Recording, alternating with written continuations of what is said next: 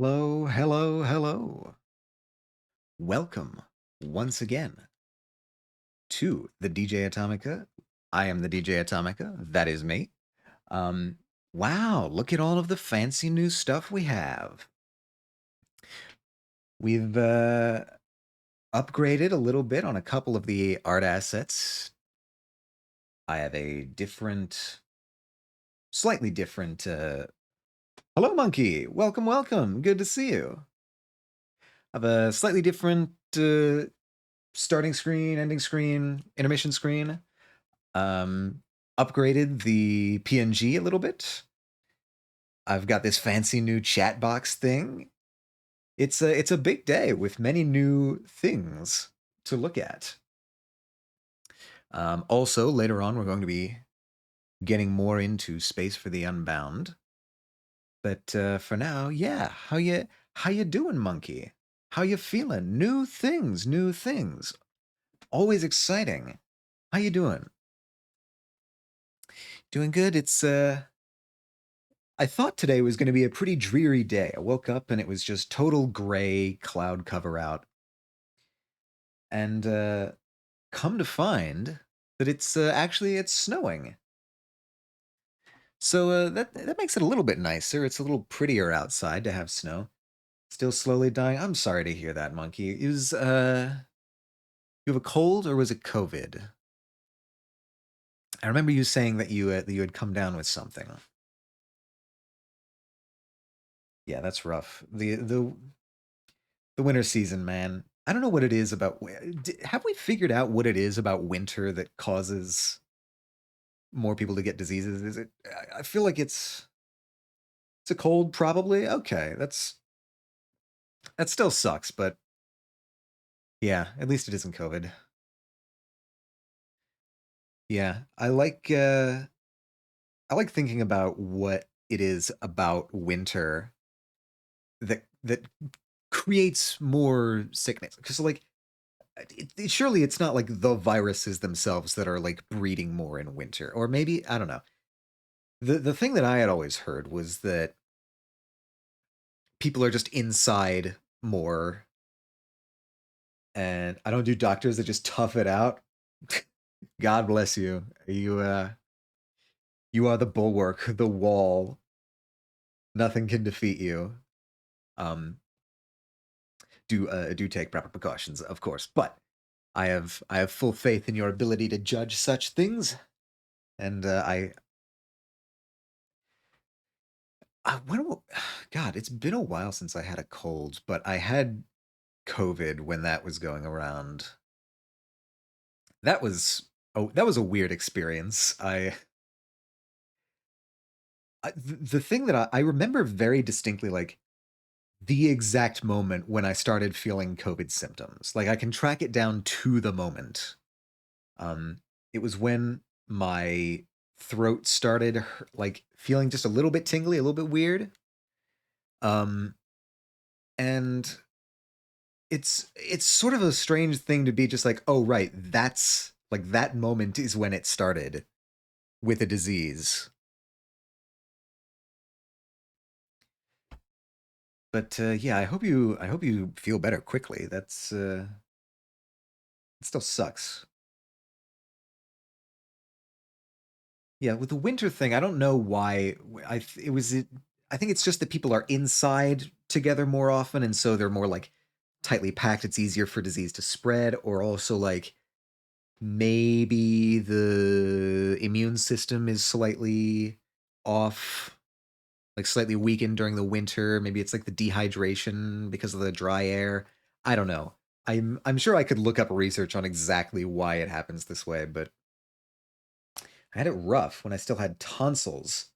Ooh, that itch been taken out ages ago. Yeah, that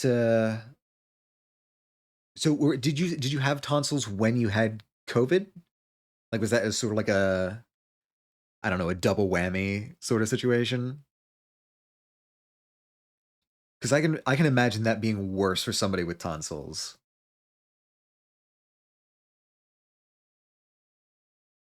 I don't think I never had my tonsils removed. I don't know if that like because I feel like that was really like a popular thing to do. Had removed at child age. Okay, okay. Yeah, I know that that was a popular thing for a while. I don't know if like the medical fashion has changed on that recently. I don't suffice it to say I've never had my tonsils removed, but I know that a lot of people have, like my parents did. I know that was the thing for a while, that they would just like take out your tonsils as like a preventative measure even. Sort of like what we do for wisdom teeth now in a lot of cases. Because a lot of people don't necessarily have problems with wisdom teeth, but like, oh, I just kept getting sick from them. Oh, tonsil infections. I didn't even think of that. Yeah, that makes sense. Because that's I'll be honest, I don't fully understand what a tonsil is. But it occurs to me now, yeah, of course you can get tonsil infections. You can get anything infections, probably. Is there anything you can't get infections for? Cartilage infections, maybe. Do people get cartilage infections? That seems like a thing that I've never heard of. What is can cartilage get infected? Can cartilage get infected? Uh, oh, right. Piercings. You can have cartilage infections with piercings. Huh. Yeah, is there any? I don't think there's any part of the body that can't get infected. Huh. Well, I can certainly understand why they would want to remove infected tonsils, or I guess frequently infecting tonsils. But yeah, so I presume you are, getting bed rest, getting fluids, taking care of yourself, monkey. The new year can be a rough time to not do anything. I certainly know that after the holiday season, I tend to get a little bit antsy. I want to, do stuff.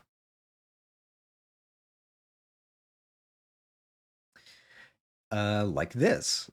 This is what I do in my free time, I guess, is play Space for the Unbound, which we should, uh, I guess, switch over to. Oh, the old day night quill, yeah, that make okay. You are imbibing the magic potions, to just sort of anesthetize yourself through the cold. I'm assuming, yeah. Let's move over to the game capture so that I can. Ha ha ha! Here we are over here. This will also let me move over here and mute the music for right now, because that was in my whole ass ear. The funny thing about this is that like I so at going through this whole updating with like the assets and the stuff, I also updated a lot of my Stream Deck buttons and like reordered them, and I already went through a roll of toilet paper. Oh Jesus Christ, God bless you. I'm praying for you out here. Thoughts and prayers. O sevens in chat. Here, hold on. Can I do that? I can. I'm still over on this keyboard. So when I was updating the Stream Deck buttons, I also added a volume slider for the background music, which ties into OBS and allows me to, on the fly, adjust the background music volume for the audience. But the problem is, it does not adjust the background audio for me. I am still getting the music at full blast, full volume, even when it's turned down in the final broadcast. When I said I was blowing my nose every 2 minutes, I was not exaggerating. That's those sorts of colds are the most annoying. They're not the worst disease in the world, but they are the most annoying because you're just constantly blowing your nose and coughing and blowing your nose, and do you have those, like, I know they make tissues with like soothing ointment or cream or like oils or something in them to not make them as irritating if you have to like machine gun the tissues. I don't know if that's what you have at your disposal, or if it is literally just toilet paper. Fancy tissues. Okay, so you are literally just using toilet paper. I have been in that position before myself. I can empathize. Ugh, that sucks. That sucks so much. Yeah. Oh yeah, and we also have on the game screen now we have the chat displaying here as well, because I discovered that in the VODs I was not able to see any of the chatters that had been sending in messages unless I had read them out loud, because I didn't have the chat display on screen. So hopefully now that I have this here, we won't have to worry about that. We can document in perpetuity for posterity the messages of chat. But I see the chat. Yes, you can see it now because I added this now. But in the older version of the stream setup, the one before this one, or I guess the 2023 setup, didn't have the chat on the game screen. And so anything that was said during the game screen was just lost to time unless I had literally spoken it out. And now chat can also be memorialized in the VODs, so we don't have to worry about saving the Twitch stuff. Yeah. Taking notes. I do love the note emote. I think that's one of my favorite style of emotes. These notes. But yeah, it is a little bit tiny. I can adjust these on the fly. I just don't want them to be covering up too much of the game. But I can do that. And make that a little bit wider. Yeah, okay. I like this one because it's RGB. RGB, what do you mean? Like, it's like, I mean, there's I'm using a plugin called JChat, which like generates these sort of overlayable chat boxes for streams. But I spent longer than I probably should have writing the custom CSS, the styling. Oh, the emote. Yes, of course. That makes much more sense. I was about to say, like, yeah, the chat's RGB, of course. No, okay, I understand what you're saying now. Yeah, I do like it. The gamer lights, they're very pretty. So, when last we left off in Space for the Unbound, our girlfriend kind of blew up a guy with her mind. It was a class delinquent, and I think somebody who used to have a crush on her, and then he turned into a wolf. God, describing this game sounds like a fever dream. We went into his dream. We went out of his dream. We fixed his problem in his dream. We left. He turned into a wolf somehow. Because our imaginary friend interfered somehow. And then our girlfriend blew him up psychically. Your guess is as good as mine. So that's kind of what we're jumping back into right now. I'm gonna change the category real quick. Space for the Unbound. Whoop, update. Yeah. That's how we do it. Okay. So, let's get back into this. Switching over there. Oh, nope, that's fine. And press any button. We can continue. All right. Oh, and also the sky cracked open. This is our imaginary friend. This is the one who turned the guy into a wolf somehow. I'm not totally sure if this girl is real or if it's only in dreams or if something else wacky's going on. But hey, catch this. It's not really catching so much as kicking, but I'll forgive you. Something on your mind? You look angry.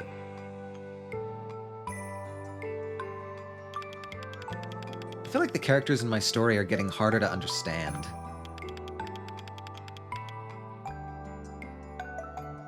I've been wanting to ask since I watched your AOT recaps. Yeah, by all means.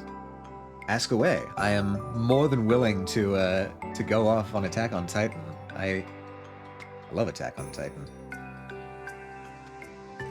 Any questions or whatnot, I am more than willing.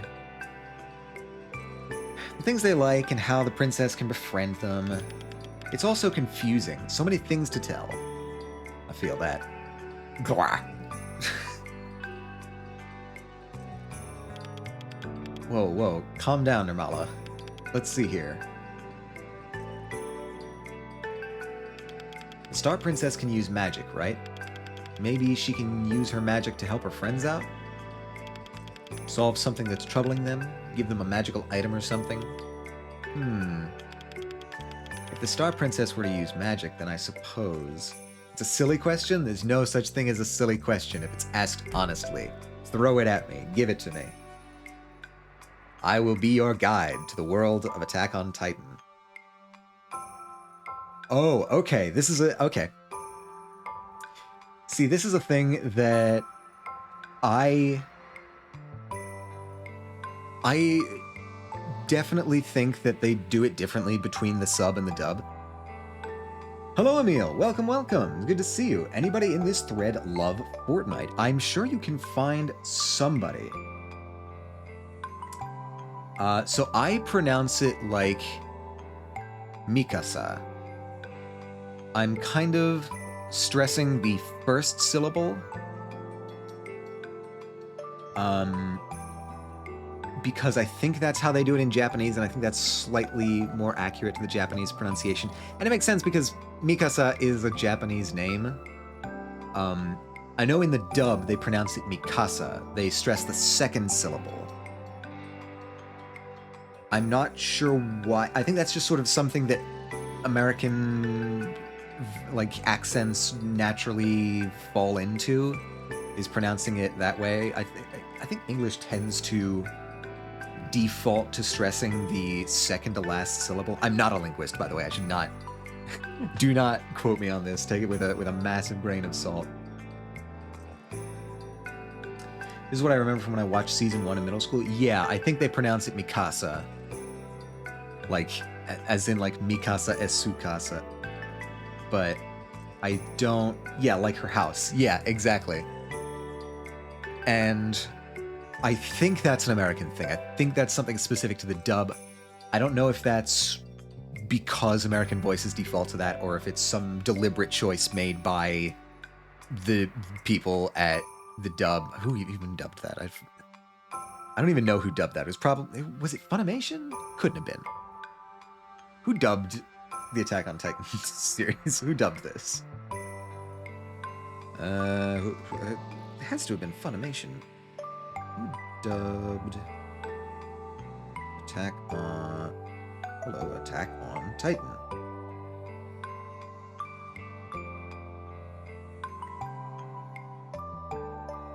Okay, so you're saying it was odd for me? That makes sense. Like, it's... Okay, well, you can watch it on Funimation. Who dubbed it, though? Who dubbed it? Oh, you're not gonna make this easy for me, are you? Drat. Okay. Let's just assume it's Funimation. Yeah, I don't know if that was a deliberate choice made by them or not. But I know definitely when people...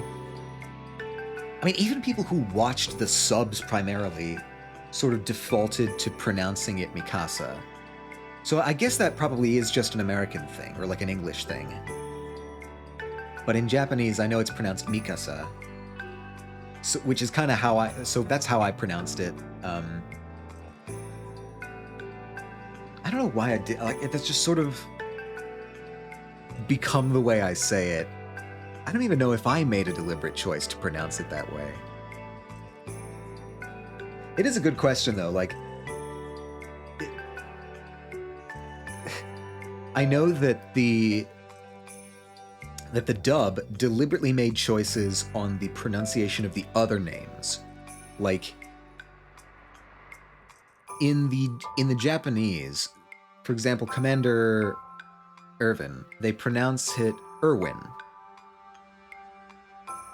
Or, I mean, like, obviously, they in Japanese, the accent is slightly different, but, like, in the dub, they deliberately make the choice to pronounce all of the names with, like, the Germanic pronunciation. Shout out Steve, I suppose. Yeah, if there's anyone Steve, I'm guessing they pronounced it that way. Or maybe Steve was the guy making the choices. But I know that they whenever you had a German name, or like a Germanic name, like Erwin, the dub pronounced it Erwin. Like, they pronounced the W as a V. And they deliberately made that choice. Same with... what are some of the other ones?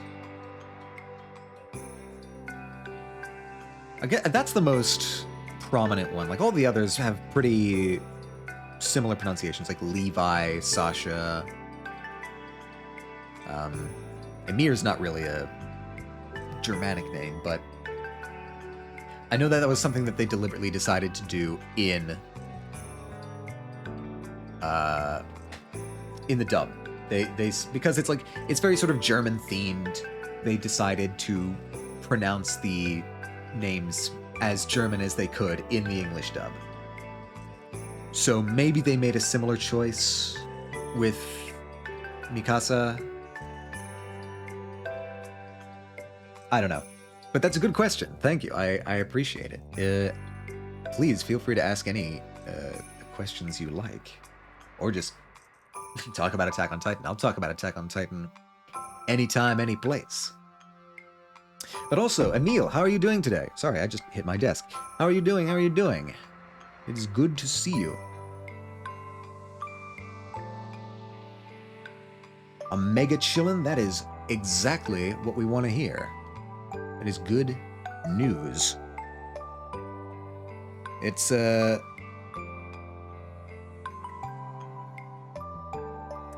sort of the mood is calm over here as well. I was expecting it to be really, like, dreary and gray today, but it turns out that there was just going to be snow.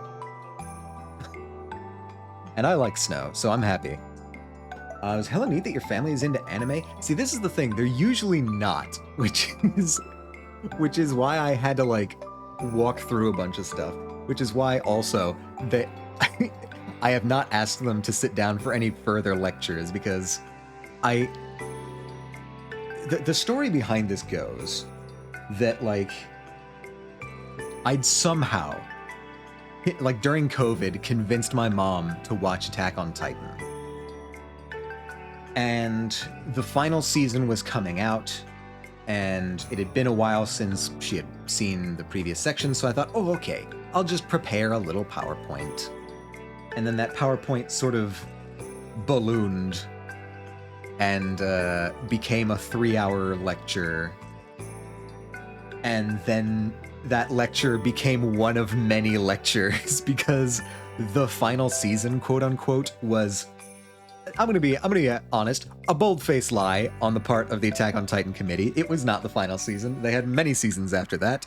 They just kept calling final season part 2, final season part 3, part 1. It got ridiculous.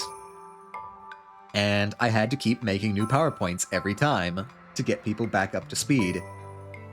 Thankfully, the show is concluded. They finally got to the end. They're not pulling any more final season part 49 on us. Yeah. So I think they've only seen like this. They've only seen like a handful of anime. I tried getting them to watch Death Note. I tried getting them to watch. I think they've seen. Well, some of them have seen Full Metal Alchemist. My sister and my brother-in-law, they watch a lot of anime too. They watch like a season. And so like they were kind of hip with it. Still enjoying my positivity arc. I am an optimism Chad. Fantastic. That is what you want to be in a new year.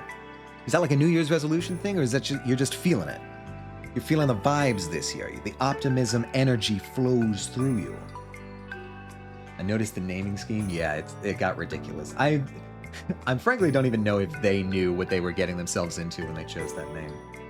FMA or FMA Brotherhood? Brotherhood. They've seen Brotherhood.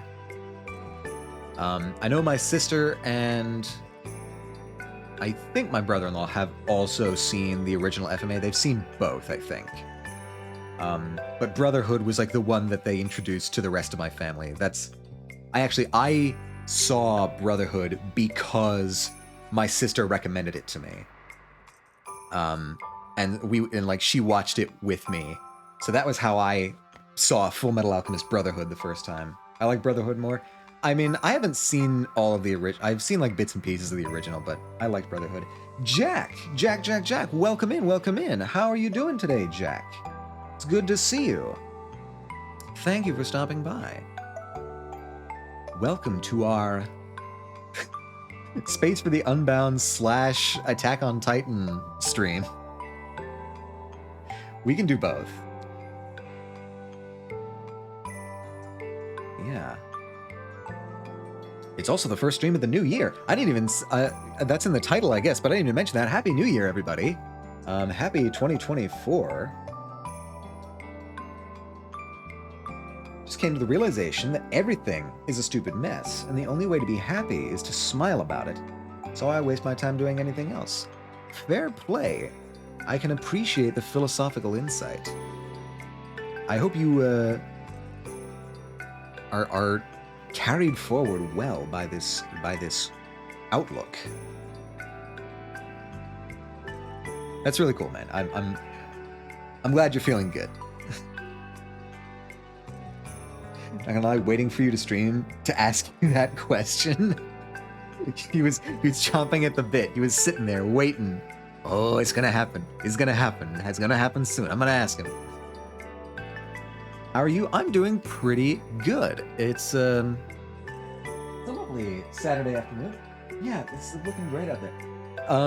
I was saying I was worried it was gonna be like super dreary today, but it turns out it's just snowing and it looks really pretty out there now. So, I'm actually kind of happy about that. I like snow. I like snow a lot. I know it's like it's kind of rough if you need to like shovel it.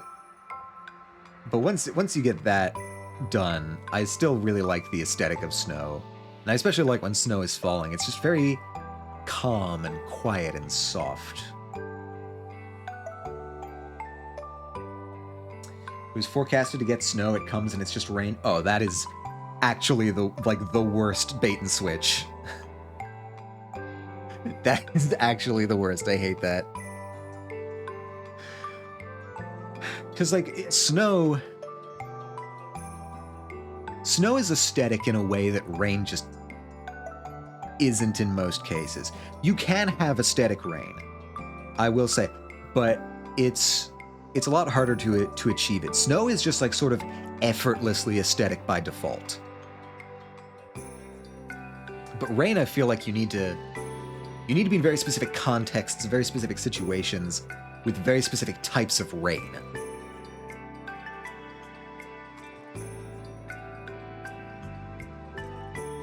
At least that's been my experience.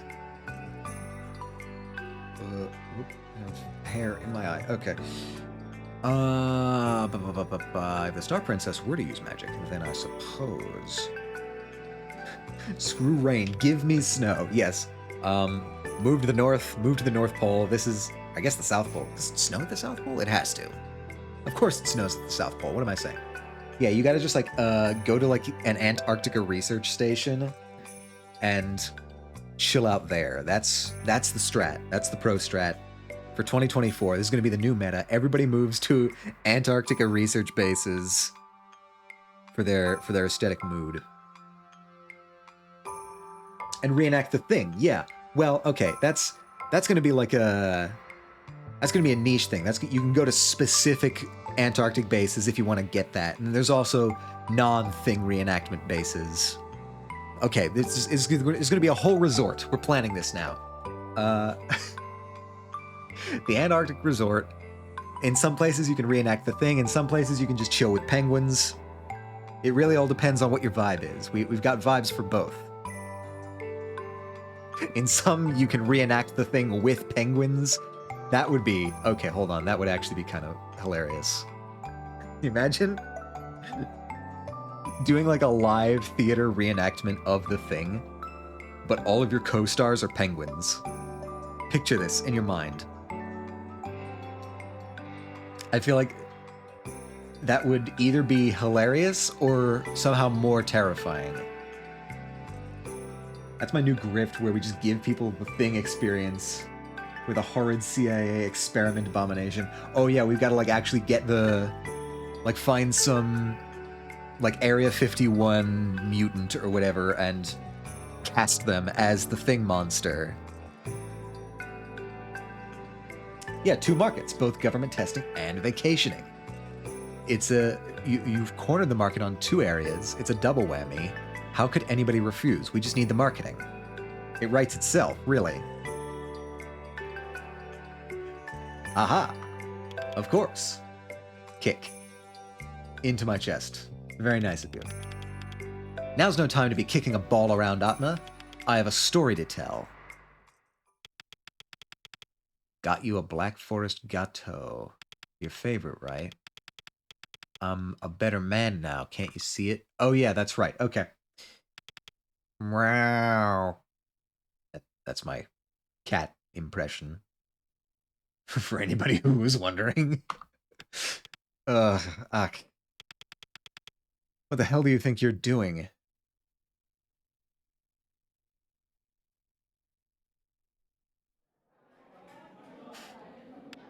Just did meow sound clip. We do have... Oh yeah, I also switched chatbots. I'm using Mix-It-Up now. So I think what we can do now is if we type !clip, it should... I think that's what does that. I should have a message to go with that. Oh well. I presume that worked. The point is that it's supposed to, like, add a marker in the stream VOD for me to go back and clip it later. So that's... Is that active, actually? I don't even know if that's active. We'll see. We'll see if that works today, after stream. Ugh. Oh, whoops. I need to be back here. I have a button to press. Switches my keyboard and mouse back and forth between computers. Ugh. What?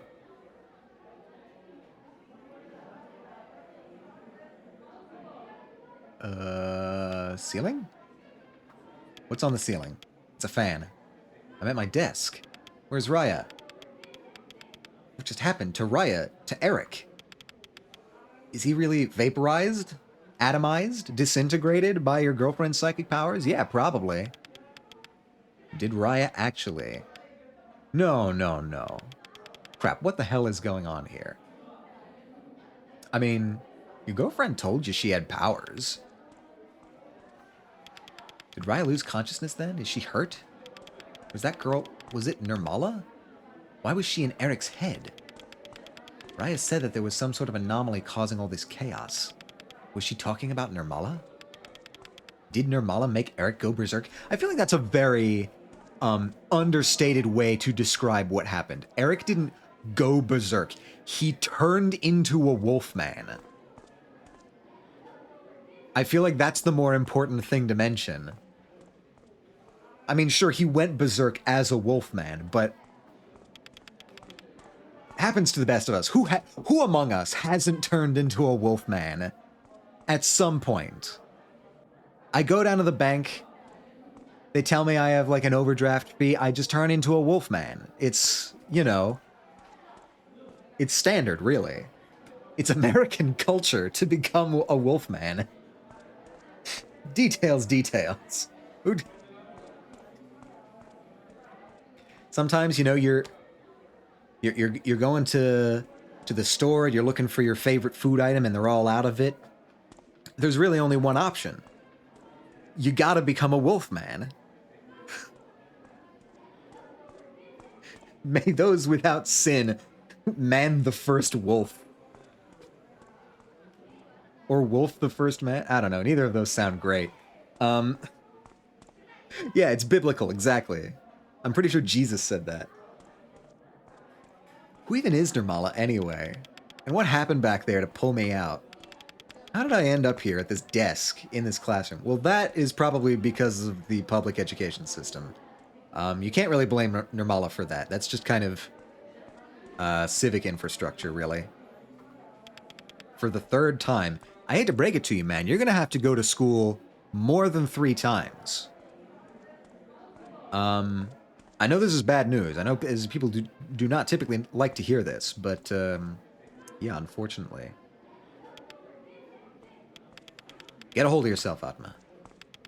Raya must have answers. I need to find her. All right. Time to find Raya. Oh, nope, that's not her. I thought we'd found her immediately. No, that is a completely different girl. Hey, Atma. Yes? What are you doing, lazing about in here? Hop to it. Work, what do you mean? Don't play dumb. I know you're just trying to skip it. I won't let you. Everybody's doing their part, see? Whoa, hold on. I really don't know what you're talking about, honestly. What are these people preparing for? Or I'm looking for Raya. Have you seen her? I feel like this is the more relevant thing to ask. We really, again, I do need to stress, we witnessed our girlfriend murder a man with psychic powers. I don't really think whatever you guys are preparing for is the most relevant thing going on here right now. Raya?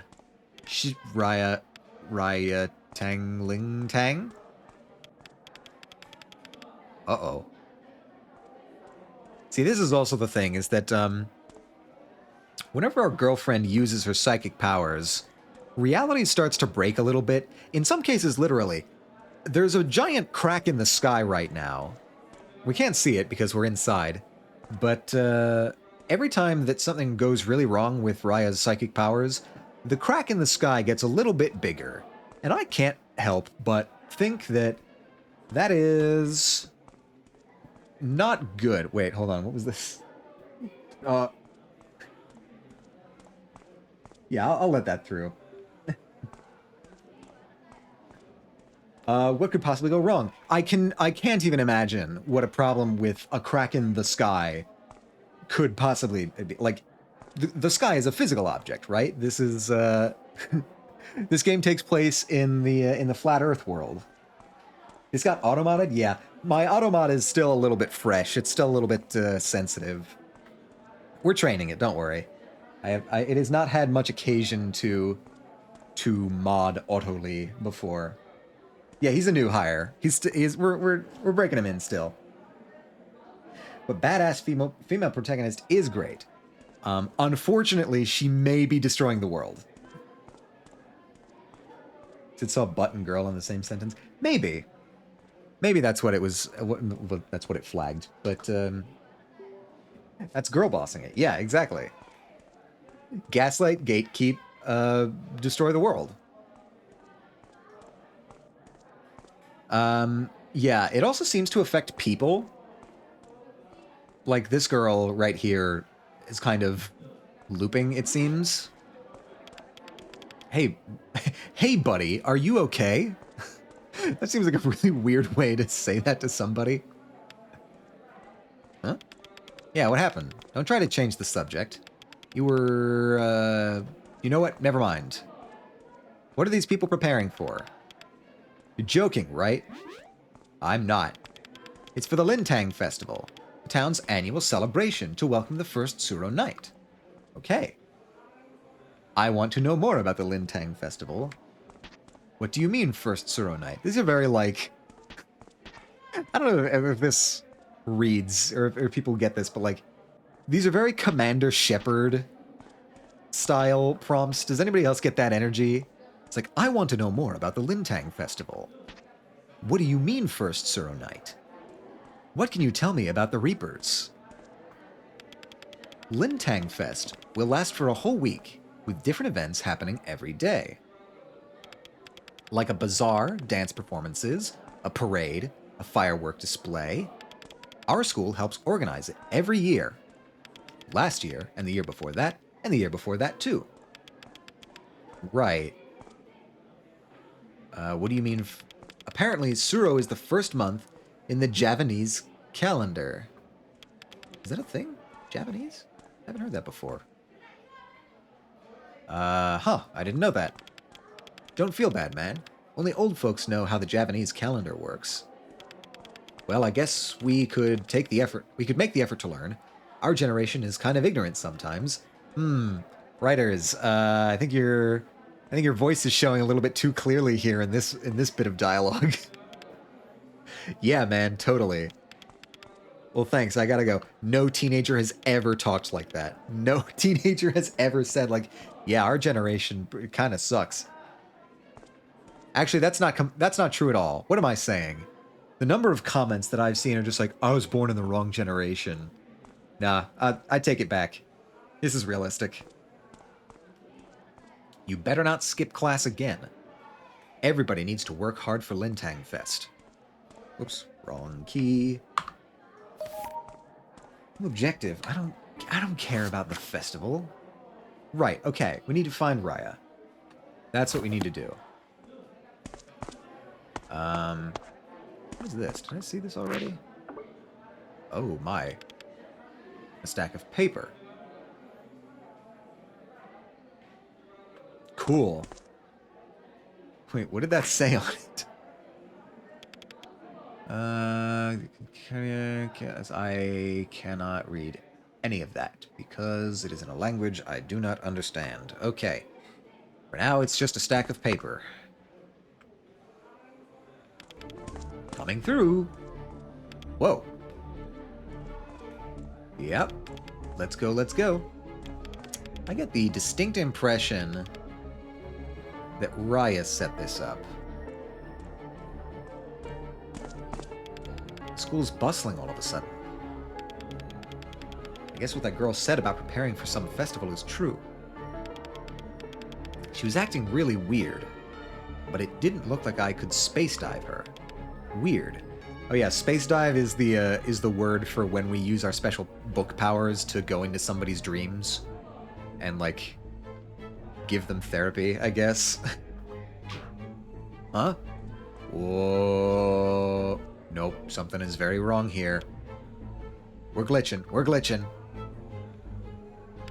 Ugh. Did I hit my head last time I fell unconscious? What the hell is going on here? Ugh, am I hallucinating or is this school actually getting weirder? Oh wait, hold on. Does she also perceive what's going on here? Can she see the changes? is she somehow immune to Raya's powers? That was a very dramatic introduction. Hey, I know you. This girl? Lulu, right? School just be weird sometimes. Sometimes, you know, you go to school and you learn math.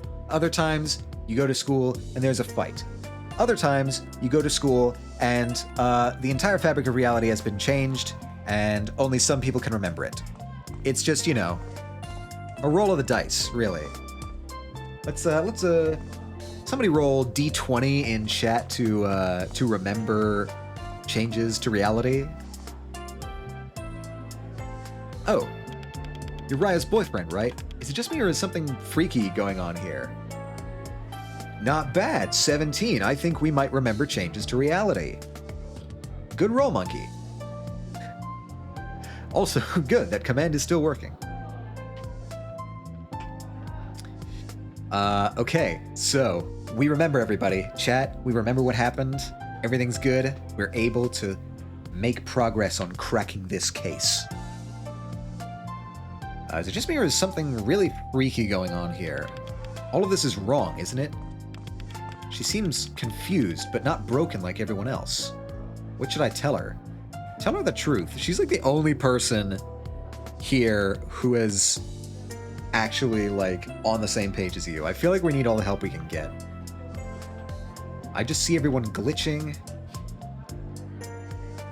I talked to this girl before and she just kept repeating this weird line. Let's go with the glitching one. They might let us do both. Glitch? What do you mean glitch? Huh. Yeah, no, that just let us do the same thing. Okay. You noticed it too? Finally, I'm glad it isn't just me. Wait, you too? Yeah, people are acting super strangely, but everyone I asked just brushed me off. They acted like I was the crazy one. Okay, so we've established that something weird is happening, but why? What caused it? And how do we fix it? There has to be someone around who knows what's happening. Yeah, it's weird. Honestly, I'm worried about Raya. I think she might have the answers we're looking for. Raya, why would she be involved? I just have this feeling. Right. There's no way she's gonna buy this, right? I can't explain everything. Raya's power, space dive. Okay, also, I'm pretty sure, if I'm remembering this right, Atma came up with the word space dive on his own. Like, that's just what he calls his power. He chose that name. And that is... God, if that is not the most middle school name for a power I have ever heard in my life. The Chunibyo is emanating off of him at this moment. I'm gonna use my power, space dive. Okie dokie. Huh? I'll help you look for Raya. Awesome. Do we have, like, a new party member? Does this game have parties? I can't think what else to do. So you're the best lead I have right now. Besides, I'd rather stick with someone somewhat normal. Better than doing nothing. I haven't seen Raya around the school, so we should search elsewhere. Okay, let's go. We have a party member? I think we have a party member. Woohoo! Look at that. Can we go this way? Where are you going? Come on. We've got places to be. Alright, they literally just want us to exit the school. Okay. Out the school. Buddy secured. Now we have a meat shield. I mean, friend. And assistant. And ally. You two, what do you think you're going? Stop slacking off and do your part for Lintang Festival. Kids? Mr. Agung? Where are your manners? He literally threw a book at us. He literally threw a book at us. You would never. I would never, of course. I'm not even sure the game mechanics would let me do that. However, we are trying to meet somebody who has the power to vaporize people with their mind. So I'm just saying, you know, you don't have to run faster than the leopard. You just have to run faster than the other person. You will address me with my proper title. I thought he was... I thought he was about to, like, Transform. I thought he was about to like do a transformer thing because the sound like yeah, just kind of abandon their. I think we might be more of the nerd in this scenario, unfortunately. I think she's like one of the popular kids. With the sound effect, I legit thought that he was gonna do like a transformer thing. It sounded like the Autobot transform sound effect for a second. Optimus Prime arc in the middle of school. I would trust Optimus Prime to run a class. Major General Agung Muljono. Is that 2 words or 1? I think it's 1. Muljono. Remember that. Wait, what? Major General? Mr. Agung, what's gotten into you? Enough. Fall in line. You will put all of your energy into making Lintang Fest a success. That's an order. Mr. Agung, you're our teacher. You're the vice principal. What? No, enough. Silence. You are. You teach civic studies. You run a pretty tight ship, but you're not an actual soldier. As your Major General, I command you to work for the festival. Just a few moments ago, you were collecting our future consultation form. You said that as senior students, we should be focusing on our final exams.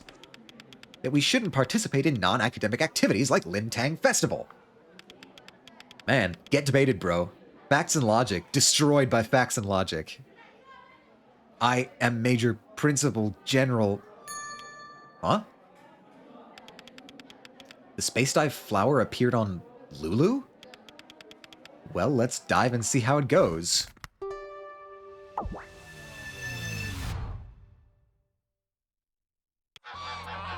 Huh.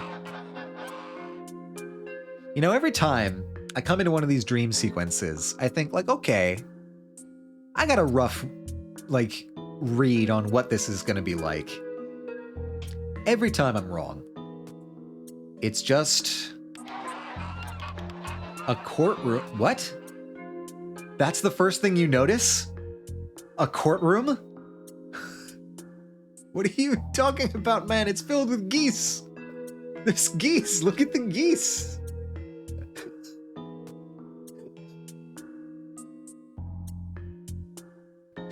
Okay, which one is the judge? This is the members of the jury. The tribunal has assembled, and they are geese. We're so fucked. A courtroom. Is that Mr. Agung and Lulu? Enough. Court is now in session. Okay. Is the prosecution ready? Prosecution, don't just stand there with your beak in the wind. Is it? Wait. It's me? Not the geese? I'm the prosecution. Shit. Okay, guys, we're getting thrown into an Ace Attorney situation. Impromptu. We can do this. I've been training for this. We're here for the trial of Mr. Agung. Defendant, please state your name to the court. Whoa, this is the real deal, an actual courtroom. I feel like... Okay, Atma. My friend. I feel like there's some fairly obvious divergences from an actual courtroom in this scenario. Just me, just looking as an outside observer. I'm not privy to the details of the Indonesian court system, but I'm fairly certain they don't have it staffed with geese. I'm fairly confident in making that prediction. Maybe I'm wrong. If I'm wrong, I'll take it back. My role is the prosecution, huh? Let's play along for now. My name is Major General Agung Muljono, Your Highness. Defendant, your name is Major General? No, Your Highness. It's a military rank. Objection! Objection! We did it. We did the thing. Oh god, I even have the spiky hair. I'm actually... Is this a prequel to Phoenix Wright? Am I young Phoenix Wright? I do like this. Is like... everybody's basic understanding of courtroom is that you get to yell objections sometimes. She does not look pleased. Prosecution, you have something to say? The Mr. Agung that I know of is no soldier at all. He's a civic studies teacher at Loka High. What nonsense is this? I see. So that's the case going on trial here. The defendant here, Mr. Agung, might be a fraud. Honk. Wait a minute. No. Are they actually the jury? Are the geese actually the jury? I'm losing my goddamn mind. I think the geese might be the jury. Oh no. We are so fucked. Honk. Order in my courtroom right now. Trying to get... Oh, they listened. She has power. She's very powerful. She can get geese to behave. For the safety of the realm... The realm? What? We cannot allow a fraud, an imposter, to roam free. I hope this trial can ascertain the true identity of the defendant. I'm the real deal, Your Highness. I'll show you. No, this Mr. Agung is a fraud. Quiet down now. You're bothering the Queen. Belay that, Warden. It is fine. Prosecution, we appreciate your spirit. Well, this hall is honored to have you in court. Quack, quack, I guess. Heh. Don't get too cocky over there. One wrong word and I'm dragging you out by the hair. Promise? We will now listen to the defendant's testimony. After that, you're free to cross-examine him, prosecution. Yes, Your Highness. Defendant, the testimony, please. This literally is a... No, this is literally an Ace Attorney sequence. All right.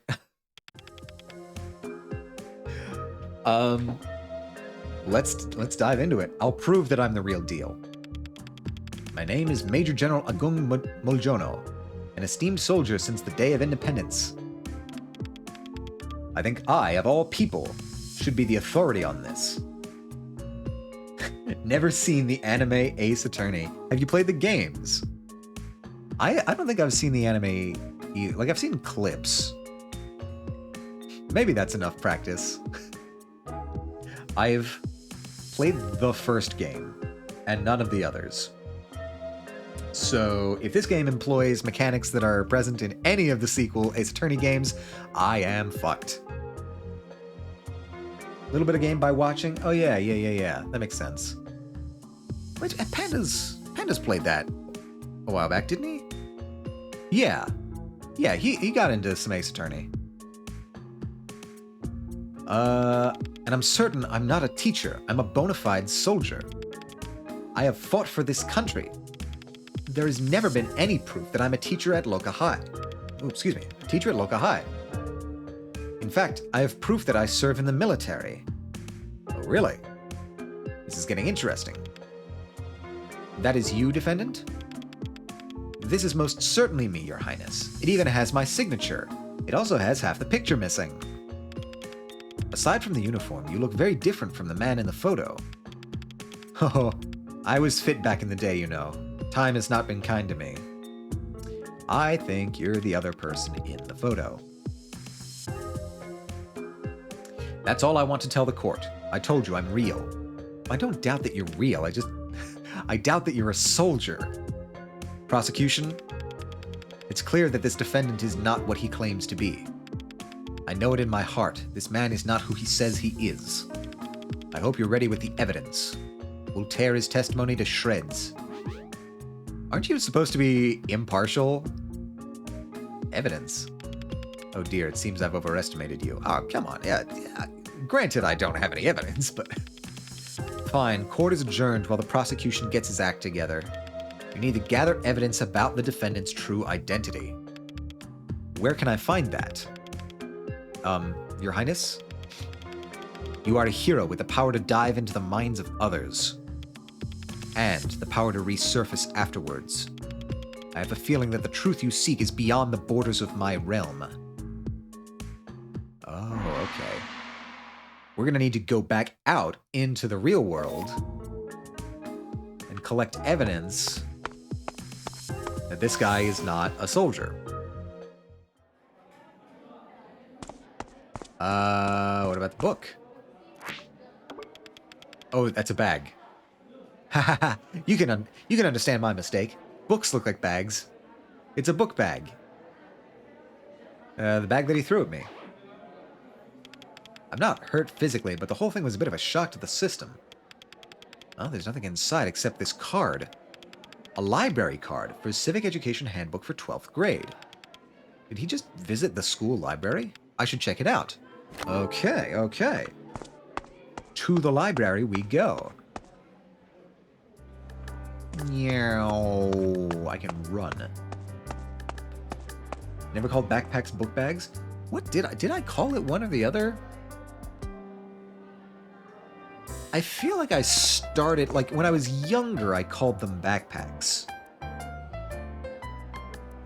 But I feel like as I got older, I started calling them book bags. I don't know why. Which also doesn't make sense because, like, in my middle and high school, we weren't allowed to, like, bring book bags to class.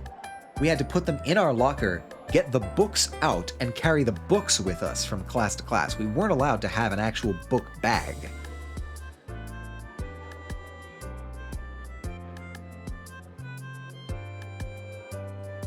Or was that was definitely middle school. I don't know if high school was also that way. It's been a while. Look. Then they wanted you to have see-through backpacks? Oh, was that a thing? That might have been a little bit after I graduated. I graduated high school in 2013, so it was like... It was not quite into the full swing of, like, the going nuts with, like, precautions and stuff like that. That was a little after my time, I think. But I definitely heard about this. Had to be mesh or see-through plastic. Yeah, that's the kind of dumb shit that a school board would do. Or at least administration. Our administration, no joke, got like... The superintendent got in trouble for embezzling money out of the school. It was not good. Which probably explains, at least partially, why we could not afford substitute teachers in the final year that I was there. Oh, what a school. It's locked. The library card mentioned a specific book from the catalog. There might be some kind of lead in it. I have to find a way to open the door. Okay. We have multi-levels to this quest now. Can I talk to you? Hi. Oh, whoa. Disaster. Catastrophe. Library locked, but where am I supposed to sleep? I bet the coward, the librarian. Please, find him and ask him to open the door. I need my beauty sleep. I mean, if the librarian locked the door, it's kind of their prerogative. What does the librarian even look like? I forget. Are you the librarian? Oh, yeah, I closed the library. Some student keeps using it to skip class, so Mr. Agung had me close it. Can you please open it up for a bit? I need to look for a book. Sorry, Atma, but I'm not risking my paycheck by disobeying Mr. Agung's orders. Maybe my assistant could help me. Wait a minute. Yeah, no, I'm not going to risk my career for this, but I can throw my assistant under the bus. Yeah, talk to my assistant. They're fine. Who cares about their career?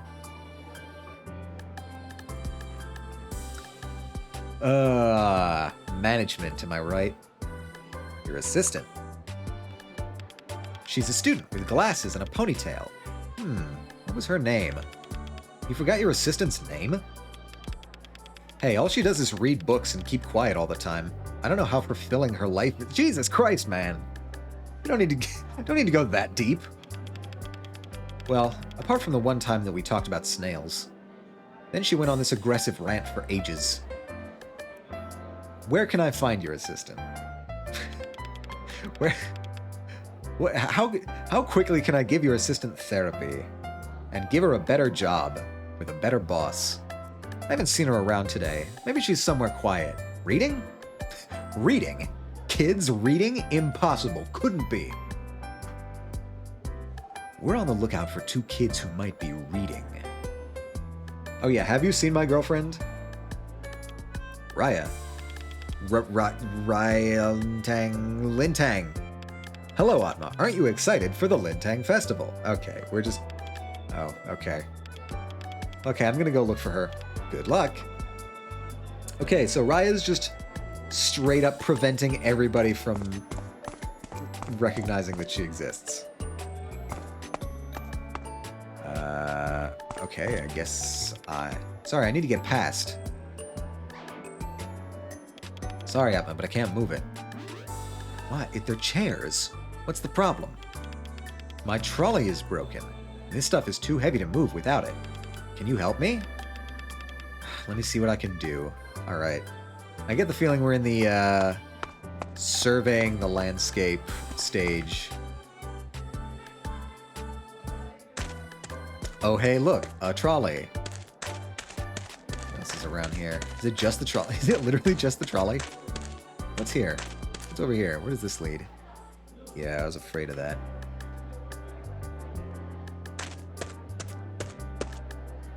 Oh, okay. I'm starting to get the layout of this a little bit better.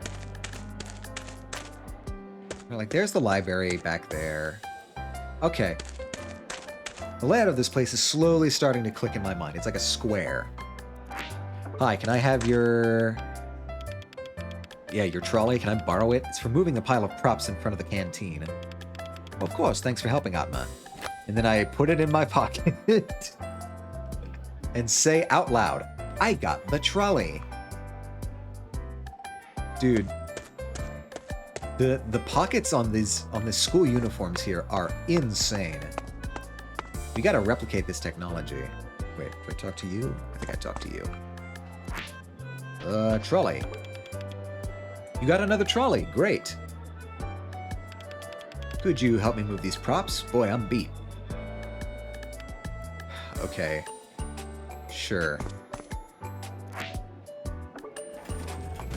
Moving, moving, moving. Thank you for your help, Atma. Anytime.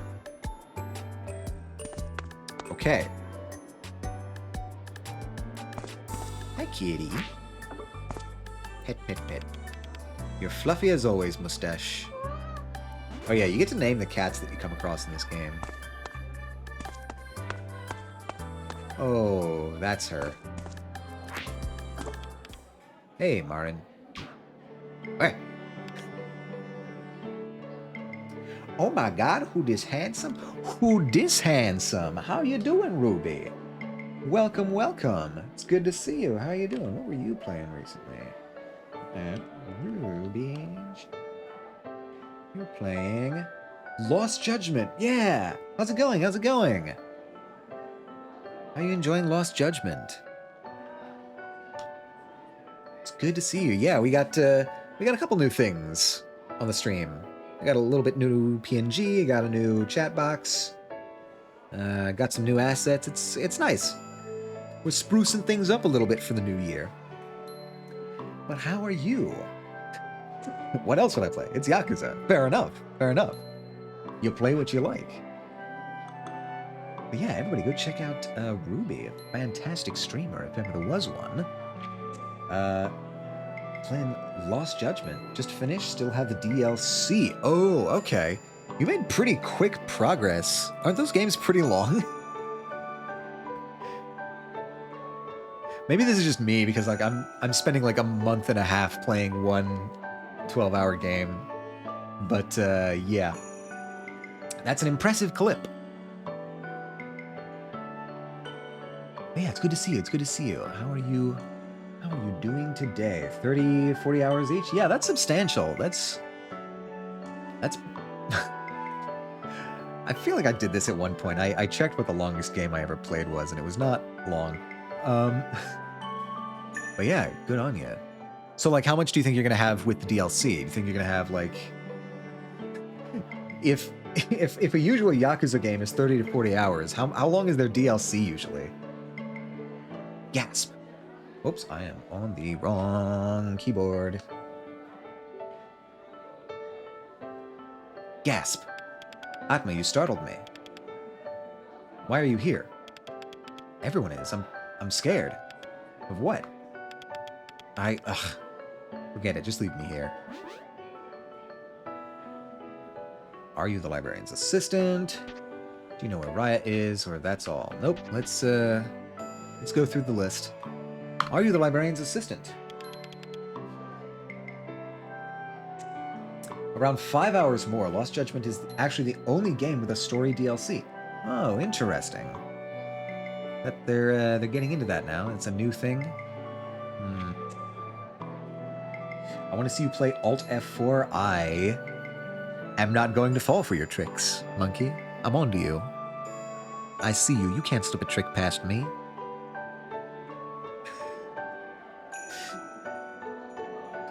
Yakuza, my beloved. Yes, yes, yes. Don't know if there's any Fortnite stands in chat, but we do know that there's Yakuza stands in chat. And really, what's more wonderful, Fortnite or Yakuza? I'm not going to make you choose. I'm just asking as a rhetorical question. But it's a game. It's not a game, you silly little goose. I am not a computer expert, but I know some things. I've been around a while. This ain't my first rodeo, you little trickster. I need Majima in Fortnite. How long do you think it'll take for every fictional character to wind up in Fortnite? Like, I'm waiting for Big Jack Horner to show up in Fortnite. I don't have anything after finishing Lost Judgment until Yakuza 8 releases, so might as well try Replay 4? Yeah, sure, that sounds good. When does 8 come out? It's sometime this year, right? I feel like we had this conversation before. When does Yakuza 8 come out? 3 years? Oh. My mistake. I thought it was sometime this year.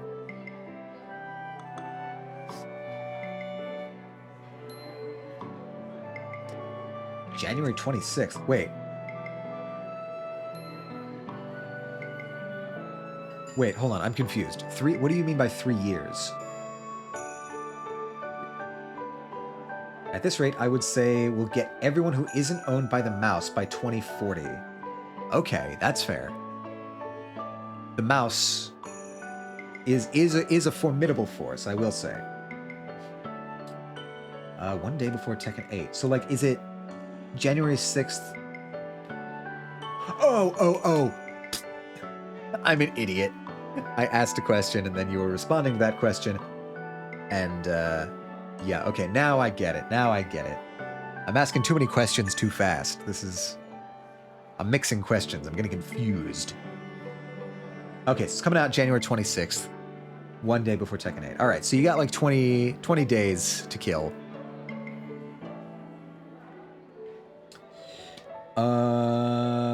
I need it so bad.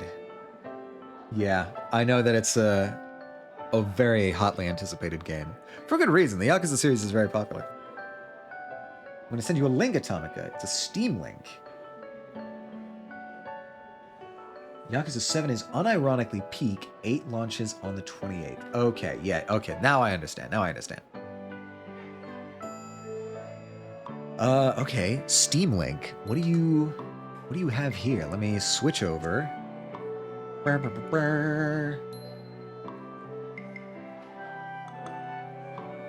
Huh. There actually is a game called Alt F4. Fascinating. Okay. Now, be honest with me, Monkey. Did you know that beforehand? Or did you just go searching for it after I became suspicious? Be honest with me. Yakuza 7 was genuinely one of the best games of 2020, and that was a stacked-ass year. 2020 was a stacked year because everybody was stuck inside. 7 was the best, or the second best selling game of the franchise, if I recall correctly. Okay, so it became very popular. That makes sense. 2020 being so stacked and The Last of Us 2 winning Game of the Year will never not be funny. Dude, don't even get me started. I think you commented on this as well. Yes, you knew about it? Okay. Fair enough. I will concede this round. It was also either the best or second best game in the franchise. I mean, yeah, I presume a good game would be a good seller. But yeah, no. Emil, I think you were talking about this as well. On the Steam Awards for 2023, the layout of the winners is kind of insane. They have Starfield for most innovative gameplay. Now, I'm not gonna harp on you for liking Starfield. If you like Bethesda's game, you like Bethesda's game. You like the formula, and Starfield is just more of that. But come on, innovative gameplay? Most innovative gameplay? Are you serious? You could make way better arguments for most innovative gameplay. Like, just off the top of my head, oh shit. I blanked. What's the name? Hi-Fi Rush, that's what I'm thinking of. Just off the top of my head, Hi-Fi Rush you could have done. Yeah. Our innovation was just deciding to release Skyrim again. They had Red Dead 2 for Labor of Love. Yeah, I don't even think they're updating that anymore. Street Fighter 6 was super innovative for a fighting game. No Man's Sky. Sure, I'll accept No Man's Sky. I'll accept No Man's Sky as more innovative gameplay than Starfield, despite the fact that No Man's Sky came out years ago and was fundamentally broken, and it's taken this long to get it into a patched, worthy state. But, you know, fair play. They fixed their mistakes. It's a good game now, from what I hear. I haven't played it. Super beginner friendly and completely changed how bars worked compared to previous games.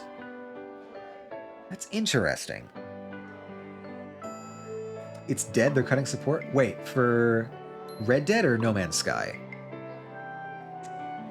Are they finally cutting support for No Man's Sky? Or like... Atomic Heart with outstanding visual style as a game I forgot came out was deeply funny. Yeah. Okay. For Red Dead? Oh, okay. That's unfortunate. I know a lot of people are super into Red Dead. I know Liza's really into Red Dead. What did they... let me actually just... No Man's just had another DLC announced? Yeah, fuck it. Why not? Why stop now? They've been on a roll for years. I'm still blown away. You are also super into Red Dead. Okay, fair enough. This is, again... Yeah, okay, The Last of Us winning Best OST over anything is deeply hilarious, because that game is 10 years old. The music is 10 years old. It came out 10 years ago. More than that now, I think. It was 2013, right? Yeah. It's more than 10 years ago. Now, to be fair, I like the music in The Last of Us, and by extension, The Last of Us Part 1. I love that game. It's one of my favorite games of all time. But, like, remakes and remasters can't count for stuff like this. For, like, yearly categories. I'm willing to, like, bend the rules for things like No Man's Sky and Cyberpunk, who are, like, receiving substantial changes to the game even now. I'm willing to let that, like, slide in for a best ongoing category. Fine. It's not my favorite, but I can live with it. But a remake? Come on. That should have won its award back in 2013. You can't keep doing that.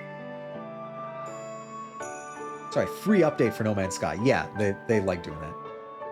This is the best argument for the Electoral College I've ever seen. But this is the thing, like, I'm not even sure who was voting for the... Like, I know people voted for the Steam Awards, but I don't know, like, was it just like a straight up Democratic vote for most of these categories? I don't know. I missed the Steam Award votes because I don't know, I just wasn't paying attention, I guess. I pray Yakuza 8 has a slot in TGA this year. Yeah. From your mouth to God's ears, that would be great. Recognition for Yakuza would be fantastic. Would be the first time ever, yeah. Quote the people who... the GOAT, Slavoj Žižek himself. Humanity is okay. Wait, hold on. Humanity is okay, but 99% of people are boring idiots. I don't know, I needed to get in the zone. This is what happens when you let people vote. People are very stupid. I don't even know if it was the vote. I don't even know if, like, the vote was the thing that determined that, because, like, I know people vote in, like, the Oscars, but it's ultimately the Academy that decides. So, like, who was actually deciding the awards? It depends on who's nominated. Like, if you're setting up a vote, whoever gets to, like, write up the ballot has an enormous amount of power over the outcome of the vote.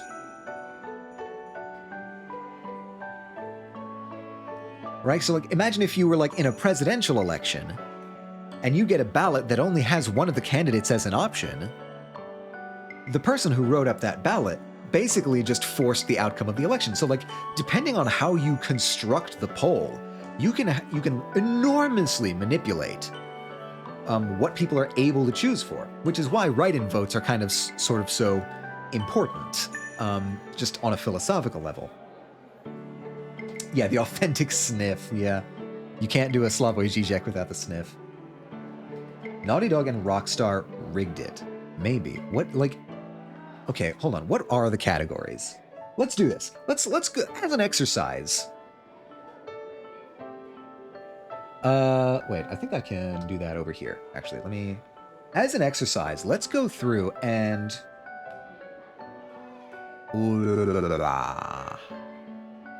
Whoops, okay.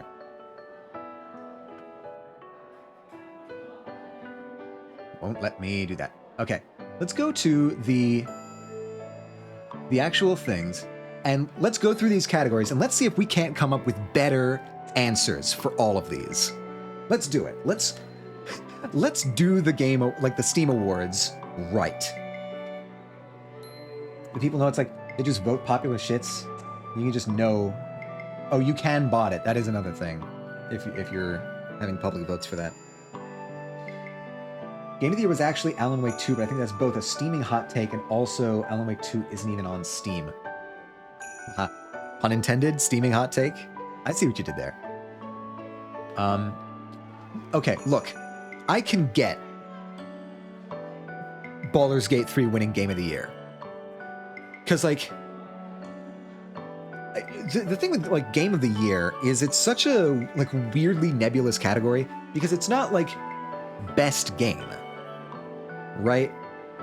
It's not necessarily talking about quality. It's like, this is the game that most defined this year. Like, this was the game of this year. Like, if you think back and you think, okay, gaming in 2023, you're very likely to think Baldur's Gate 3. Right? I can... we'll get to that, Ruby. We'll get to there. Hold your horses. I won't argue Baldur's Gate 3 winning Game of the Year. It's a triumph. Yeah, no, it is a really good game, but, like, I think in terms of, like, what the category actually means, I'm thinking it's more of, like, what is most iconic this year, not necessarily what is best. I'm fully willing to accept that Alan Wake 2 is a better game than Baldur's Gate 3, but I don't think it's a more iconically... I don't think it's a more iconic game for 2023 than Baldur's Gate, so I'm fine with Baldur's Gate winning Game of the Year. VR Game of the Year award, Labyrinthine, I have no idea. I don't play VR. I just got VR for Christmas. I haven't had the chance to, like, clear out space in my room to set it up, but I'm looking forward to that. Has anybody played Labyrinthine? Does anybody know if this is like a good choice? The 5 nominees are so funny because it's Coughing Baby, Hydrogen Bomb, like 5 sticks of TNT, Coughing Baby. I'm gonna play via. Please, Dave won an award? Hey, yeah, that's good. That game was so good. Not an indie game, though. Okay, so, like, we can accept this. The VR category is, let's be real, slim pickings. There's usually not a lot of competition in the VR category because there's usually a pretty obvious choice. Like, when Half-Life Alyx came out, yeah, that was VR Game of the Year. No question, hands down, bar none.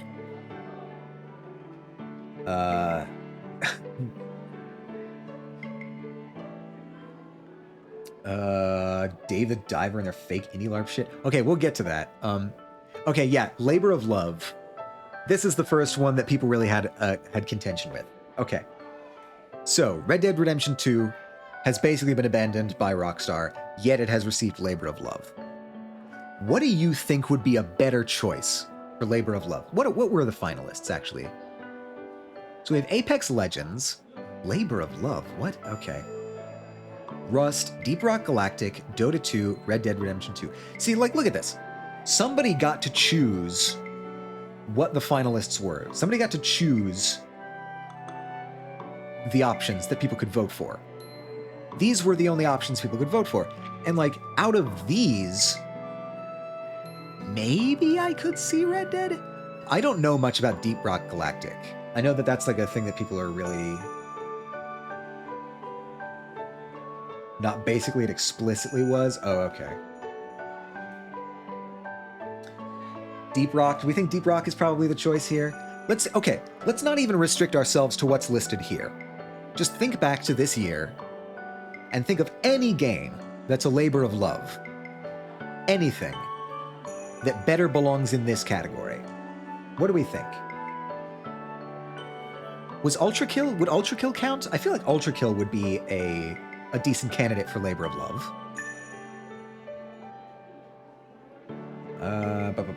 Deep Rock Galactic hype. Deep Rock Galactic is a co-op game. Interesting. Yeah, I know literally nothing about Deep Rock Galactic. Dota 2 is also kind of insane. Next is my favorite indie company. All of these finalists do kind of suck. Like, I'm not... Deep Rock... Like, I've heard people like Deep Rock. Ultra Kill would count? Yeah, okay. Because that, to me, I can tell that that's a labor of love. Because they literally have a museum of, like, all of their contributors and artists and programmers and whatnot. I think something, at least along the lines of Ultra Kill, is the better pick for something like this. More belongs in this spot. Your dwarf shooting giant bugs? Oh, okay. You could argue Quake 2. Really? Quake 2? I didn't even think of that. Deep Rock Galactic is the best option here, but I don't know about that. Yeah. Since a remaster had an entire new episode. See, again, it's the remaster thing that weirds me out. Again, it's the same reason why I don't like The Last of Us Part 1 winning Best Music. Because, like, you can make arguments that they improved things and added new stuff for Last of Us Part 1. Fuck it, Cyberpunk. Yeah, I mean, honestly, Cyberpunk at least is still getting support. A very good episode as well? Okay, I can see the argument for that. Personally, for my money, I think something like Ultra Kill belongs in this spot. Because that's so very clearly a labor of love. Or like, I'm hoping... That game has 2 remasters? It does, yeah. It's a bit of a stretch, I just like Quake 2. Fair enough, like, yeah. do your evangelizing, fair play. Fuck it, Yakuza. More love than Apex Legends. I know The Last of Us does have 2 remasters, but I think I'm fairly certain they did actual like gameplay and like an arena environment changes in The Last of Us Part 1 for that remaster. So like, I think you could make the argument that it is a technically different game. On the gameplay front, at least.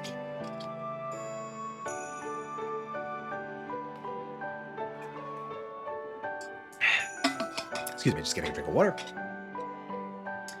Isaac is getting an online update despite the last DLC being like 3 years ago.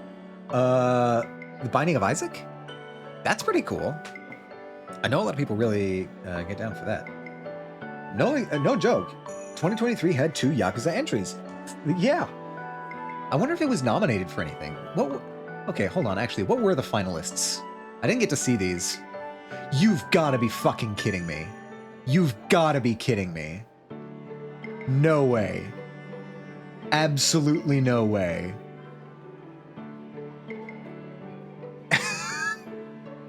Who wrote this?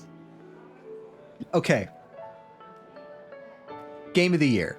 I can see Baldur's Gate. Absolutely, Baldur's Gate is no question. I can see the argument for Lethal Company. Right?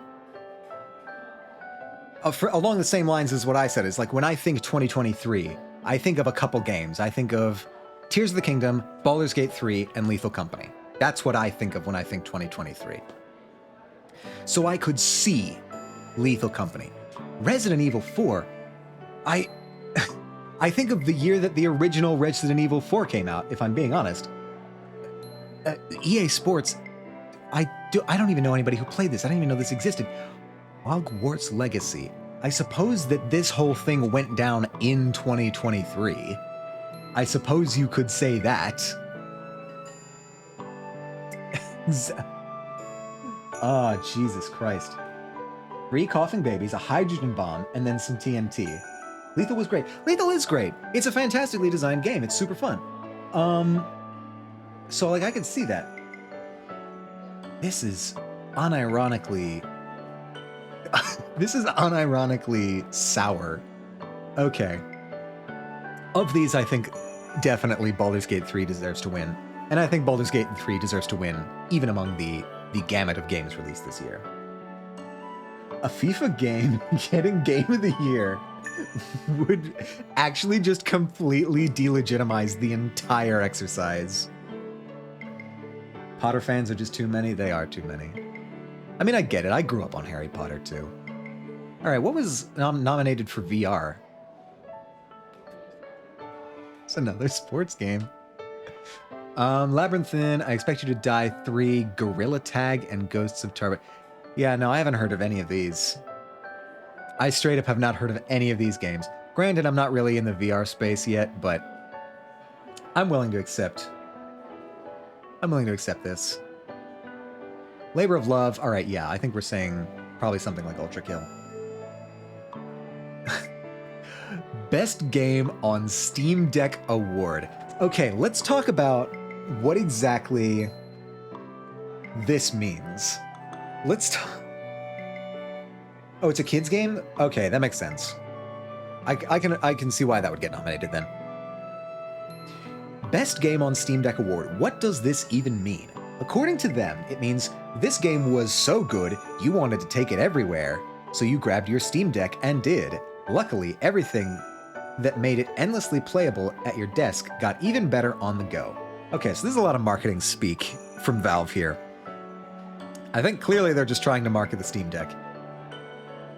And so what I could imagine this means is that there is like the least noticeable difference between going between a PC and running the game on Steam Deck.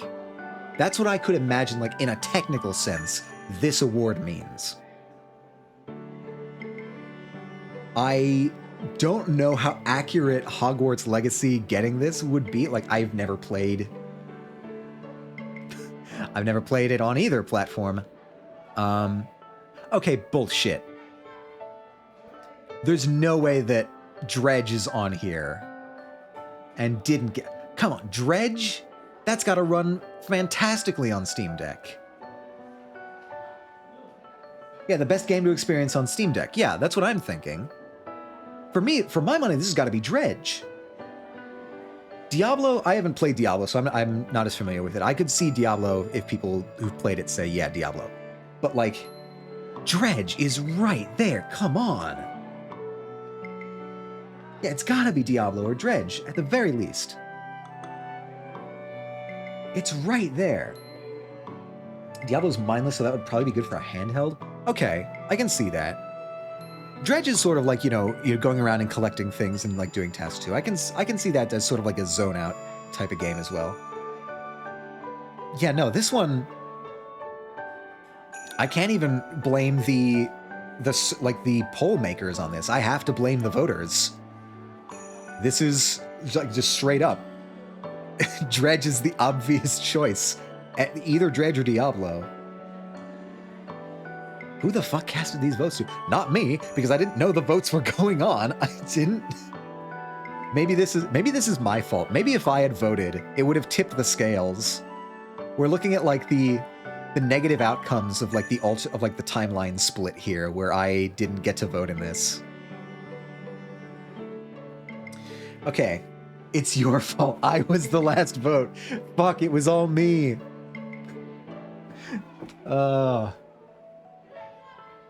Should I change categories, or is this a secret? Are we just doing this?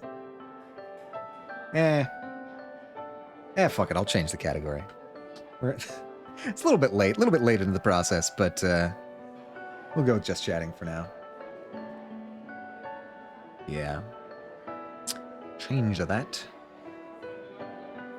Yeah, I'm wondering, like, how close some of these margins were. Because I feel like it was... I missed the votes. Look at the best narrative finalists? I will when we get there, yeah. Because, like, I missed the vote, because I didn't know it was going on. Like, it was during, like, Next Fest or something. It was during some festival or sale or something like that. And I completely missed it. I didn't know it was going on. I didn't know votes were happening. So I have to imagine that, like, other people had similar problems finding it. Better with Friends award. Okay. Lethal Company winning this makes sense. Like, this is definitely, like, the co-op game of this year. Bar none. Sunken Land, Dark Tide, Sons of the Forest, Party Animals. I can see Party Animals. Like, I saw some people doing Party Animals. I watched some people doing Party Animals. But, yeah, I think Lethal Company just absolutely takes this hand over fist. Like, some of the others, like Sons of the Forest, Party Animals, I think those could put up a decent fight, but nothing's beating Lethal this year. It's so ubiquitous that we don't even call it by its full name anymore. We just call it Lethal. Like, come on, that counts for something. Yeah, I don't know what else could win. Party Animals just a Gang Beat clone? Yeah, I think I can agree with that assessment. Yeah, okay, I'm fine with this. Better with Friends award, going to Lethal Company, sure, you got it. Outstanding Visual Style Award. Okay. I think it's literally just because they, like, used Soviet aesthetics in this game that this won this. Okay, what were the finalists? Wait, what? Oh, no. What happened here? Why did Robot Sex Game win this? You had Darkest Dungeon, Inward Cocoon. Just even looking at these posters. I haven't played any of these games, but even just looking at these posters, Cocoon and Inward are, like, clearly more interesting visual style than Atomic Heart. What in the actual hell is going on over there? DD2 probably should have won one of these. Probably should have one of these, but got the Persona 5 treatment. Fantastic visual, terrible writing. Was it really? Okay, like, I'll not front. I didn't play Atomic Heart. I didn't even notice what was going on in Atomic. I heard that there was, like, controversy around Atomic Heart, but I was privy to none of the details. I wasn't interested in playing it, so it just never reached me. Darkest Dungeon 2. I don't know much about any of these games. So I'm just going purely off of, like, first glance at the visual style. Blah, blah, blah, blah, blah. It should have been Moonatix, even though it's not out yet. Oh. Yeah, the cutoff lines are always sort of unfortunate. Because if Moonatix is, like, just about to come out, it's going to be considered for next year's, but it's also going to be far enough away that a lot of people might forget about it. So, that's an unfortunate position to be in. It looks really good, that's it. And people want to fuck robots. Yes, this is also true. It's in there because of seductive vending machine. Yeah. I mean, that's why it became popular. Let's be real. It was... This marketing was very intentional. But in terms of outstanding visual style, I don't want it to be High on Life, because that just sort of looked gross to me. Yeah, I think there's better choices in here, though that might just be personal aesthetic preference. Some people might prefer the aesthetic of Atomic Heart. I don't know.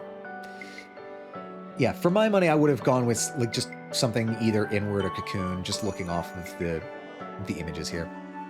All right, what's next?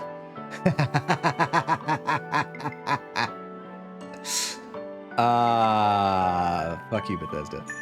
All right, what were the finalists?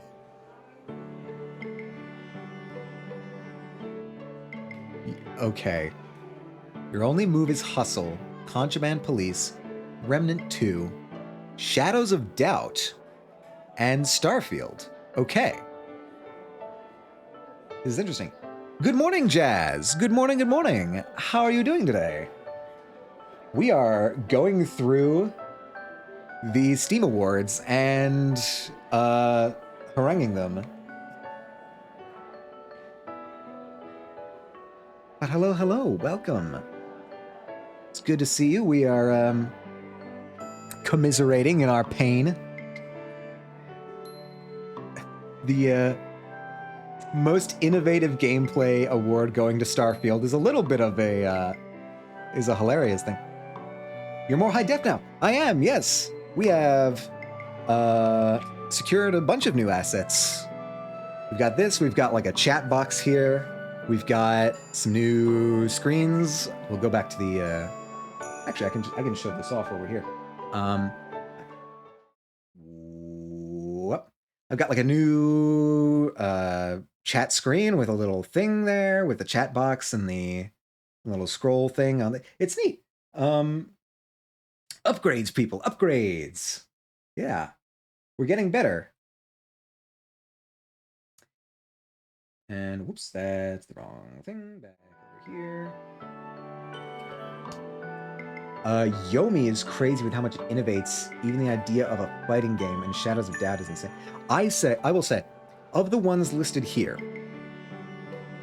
I think Shadows of Doubt would be my guess, or would be my pick. Now, granted, I've not played Remnant 2, I've not played Contraband Police, I've not played Your Only Move is Hustle. Your Steam Deck, hell yeah! This is the advancement we like to see. You got the new fancy OLED one, yes? I voted Shadows of Doubt. Shadows of Doubt, of what I've seen, like I saw Pandas play this, is I think probably the most cool because it's like a procedurally generated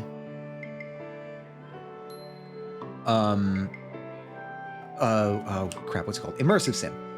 That was cool. I liked that. Yomi Hustle is a fucking fighting game. It's actually 1v1 turn-based RPG. Like, that's bonkers. Oh, okay. I know. Oh, I had heard of Yomi Hustle. I didn't know that was an abbreviation for Your Only Move is Hustle. Interesting. Okay. I know that this was popular. I know a lot of people liked this.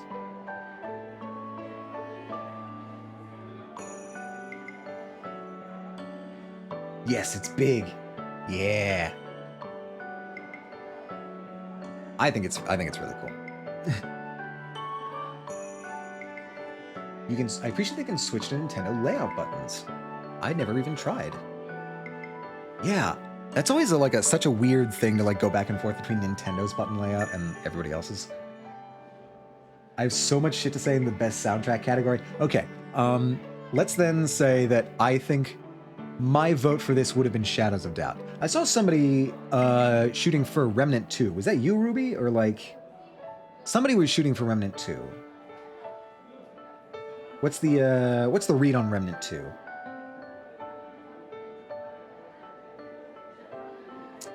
It's also like $2. Wait, what is? The Shadows of Doubt? Is it really? Is it only... Can I do this? Will this work? No, okay. I'm thinking of something else. Yomi. Oh, okay. That's what I'm thinking. Go back, please. Oh, where am I? Right, most innovative. That's what we were.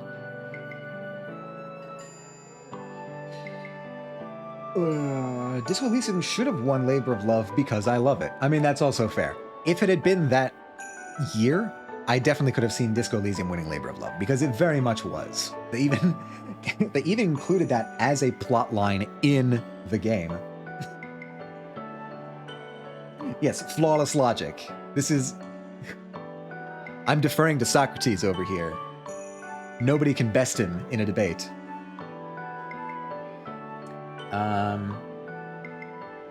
Yeah, okay, so I probably would have gone with Shadows of Doubt, personally. Starfield. What an absolute joke. Best Game You Suck At award. Okay, Sifu won. I know that... I know that this is a reputation for being a pretty difficult game. God, I don't know. Like, I know Overwatch 2. I know Street Fighter... That's 6? I think that's 6. You voted Sifu? Sifu makes sense. I know that that was sort of like the point of Sifu, was that it was sort of difficult. You think Sifu deserved this one? Okay. I don't have any experience playing any of these games, so I'll defer to you guys on this.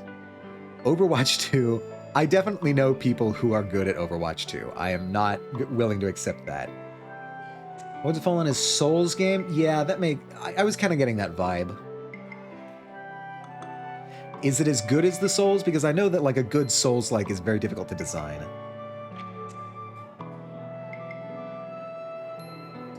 Can't tell you how much I love Street Fighter 6's logo. Really? What about it entices you? I'm curious. Norco or Dwarf Fortress? I know that Dwarf Fortress is a rabbit hole. It's a hell of a rabbit hole.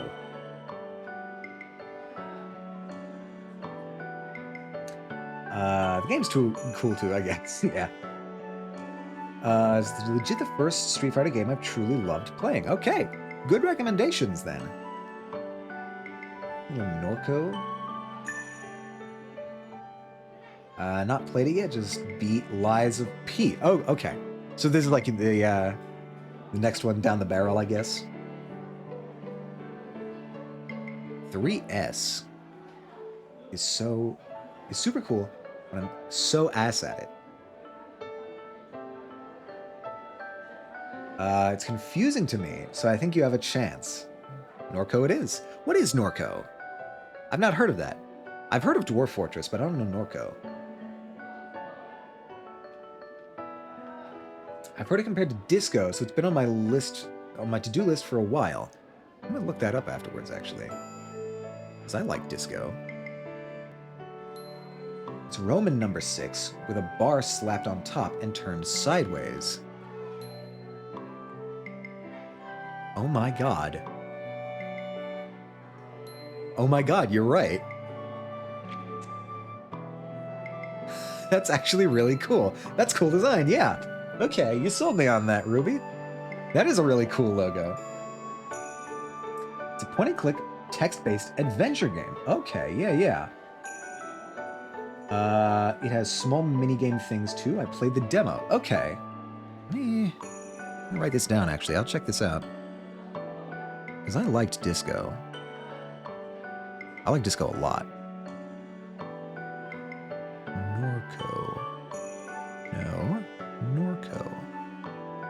Cool. Awesome.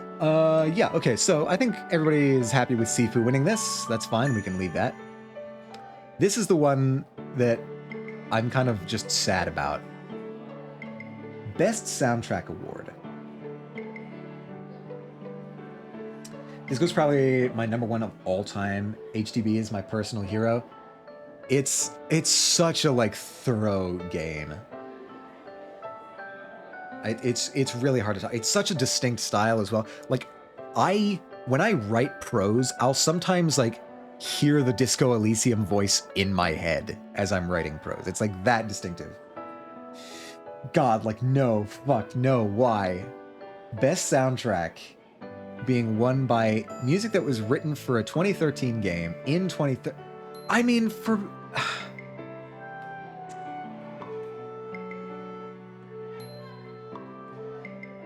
Persona 5 something. Tactica, okay. I was told a lot of people memed on the voting for the Steam Awards, so that's how this won. I thought this was the remake of the game, but it's just the 2013. No, this is the remake. This is the remake of the 2013 game. But again, like, the music didn't change. Like, the music is from 2013. Yeah, no, like, they updated, like, it was effectively a remaster. I think they changed some of the, like, some of the level design, and they updated the rendering engine, like, the graphics are better. They don't use pre-rendered cutscenes in this version. It's all in-engine. But, like, the visual style, the writing, the story, the music, the editing, I guess, that's all exactly the same as the 2013 version. Like, the music didn't change. That's my guess for half the winners. Yeah, it's like memeing or bots or something wacky went on. There's no way The Last of Us, Red Dead Redemption 2, and Hogwarts win without just being a big meme. Yeah. Nothing's changed. Nothing like, artistically has changed. Hogwarts stole my only chance to win. Hogwarts has done a lot of things. Dude, have you seen the remastered version of the remake? Like, what? Look, I like The Last of Us. I'm happy that it gets ported consistently so that people can keep playing it. But I don't think it should be winning awards. Come on. Especially when you have things like Chants of Sonar, Persona, Hi-Fi Rush. Hi-Fi Rush is right here. It's right there.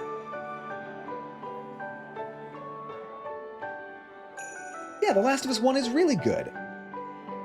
But it's a 2013 game. Let's be real here. It didn't even go through the, like the Resident Evil 4 treatment, where they, like, effectively just, like, built a new game. No, it's effectively the same game from 2013. It's just updated in a couple areas. Never did Last of Us. I recommend The Last of Us. I know that the second game got embroiled in a whole lot of controversy, most of which I don't think it deserved, but The Last of Us Part 1 is, like, universally recognized as a fantastic game. And I'll agree with that. I'll recommend The Last of Us Part 1. It's one of my favorites. Why is Pizza Tower here? Like, when invited my man Blood. It just looks so ugly. The Pizza Tower devs not getting Best Indie at TGA and them crying in the dev cam was really horrible and also funny. Oh, Jesus. This makes me sad because there's a lot of games that deserve to have an award, and people just gave it away to meme ones.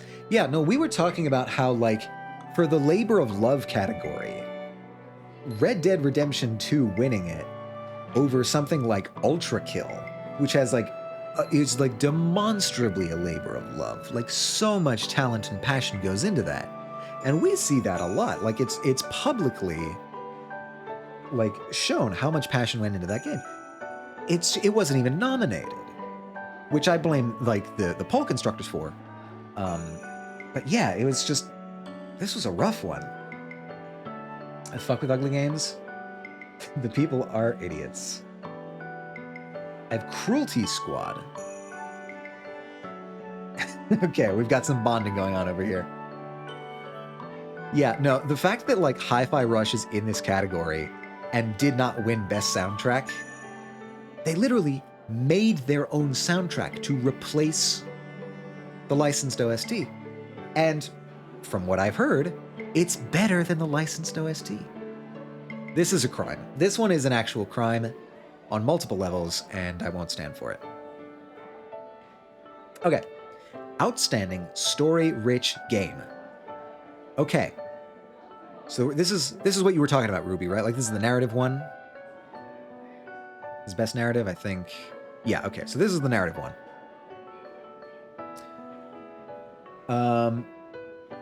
Rhythm game, nominated for best OST and losing to a game from a decade ago. This is the world we live in. This is the worst timeline. Baldur's Gate 3 just hard wins this, no chance. Okay, let me see what's in here. Best narrative, Baldur's Gate. I can definitely see Baldur's Gate winning narrative. Absolutely. What? Okay. I see what you're saying. Why?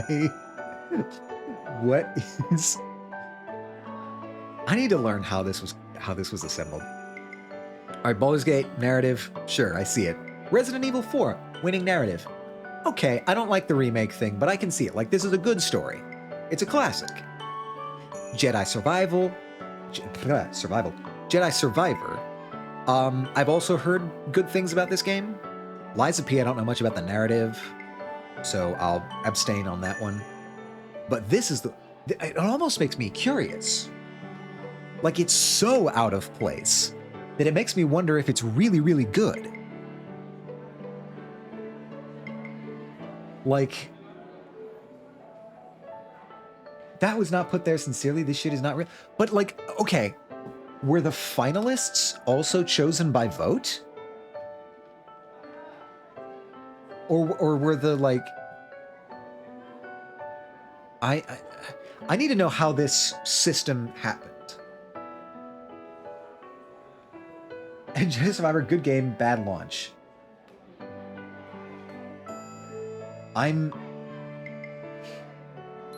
Oh, you could nominate. Okay, this is the thing that I did not get to vote in this, so I wasn't sure what the... Okay, so literally it was just everything was by vote. Okay, even the nominations. That makes sense. Yeah, this definitely feels like a meme. But it's I kind of want to see what it is. Because it's so out there. Top 5 highest voted, if I remember correctly. Okay, so like, was it for science? I must play this dating sim. So like, the top 5 highest voted got the finalist panel. And then was it like, did a second vote happen? Was it voting for nominations and then also voting for the winner? I wasn't there for it, so like... as the Panda's orbiters, we should force him to run a yearly game awards where the voters are not fools and buffoons. Click it full cat. I'm curious. I'm really curious. It's literally a 2-hour Chinese dating sim. Okay, so it was voted both times. All right. That is hilarious. But yeah, in terms of like serious, Baldur's Gate winning this makes absolute sense. This is funny. And I kind of want to try it just for the lulz. Okay, hold on. What do we got here? Love is all around. What is it? Very positive ratings, everybody. It's a $10 game.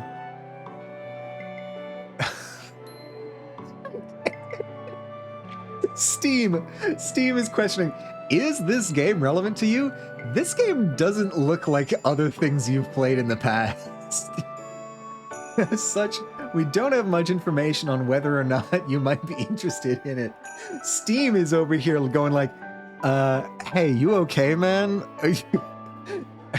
Who are you and what have you done with the DJ Atomica? Dude, Dredge losing the Best on Steam Deck award is actually insane. Full stop. I do not understand why that was not the winner of its category. That has to have been a meme thing, right? Like that, it's so obviously the choice for Best on Steam Deck. Like, not even fronting.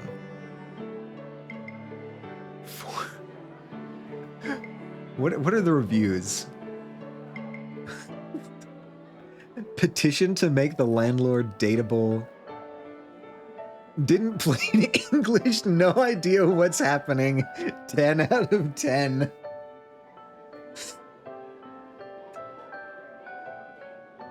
Oh, okay, hold on. We're still training the auto mod. Hold on. I'll let that through.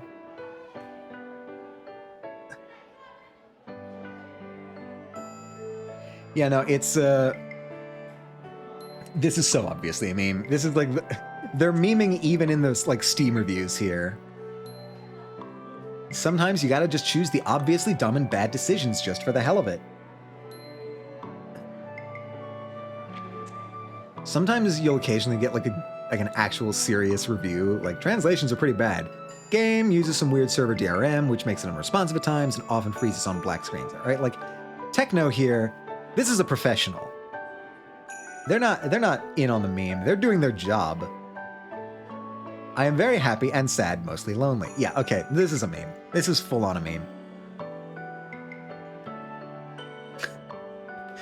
All right, and the Sit Back and Relax Award. Going to Dave the Diver, okay. I can see it. Coral Island, City Skyline. City Skyline 2 is like barely out. Like, I don't even know many people who are playing this yet. Because City Skylines 1 already has so much support, like in mods and stuff, that most people are playing City Skylines 1. Train Sim World 4. This is a meme. This one's a meme. And then Potion Craft. Yeah, I think Dave the Diver is probably the choice here. Unless something Coral Island. I don't know anything about Coral Island.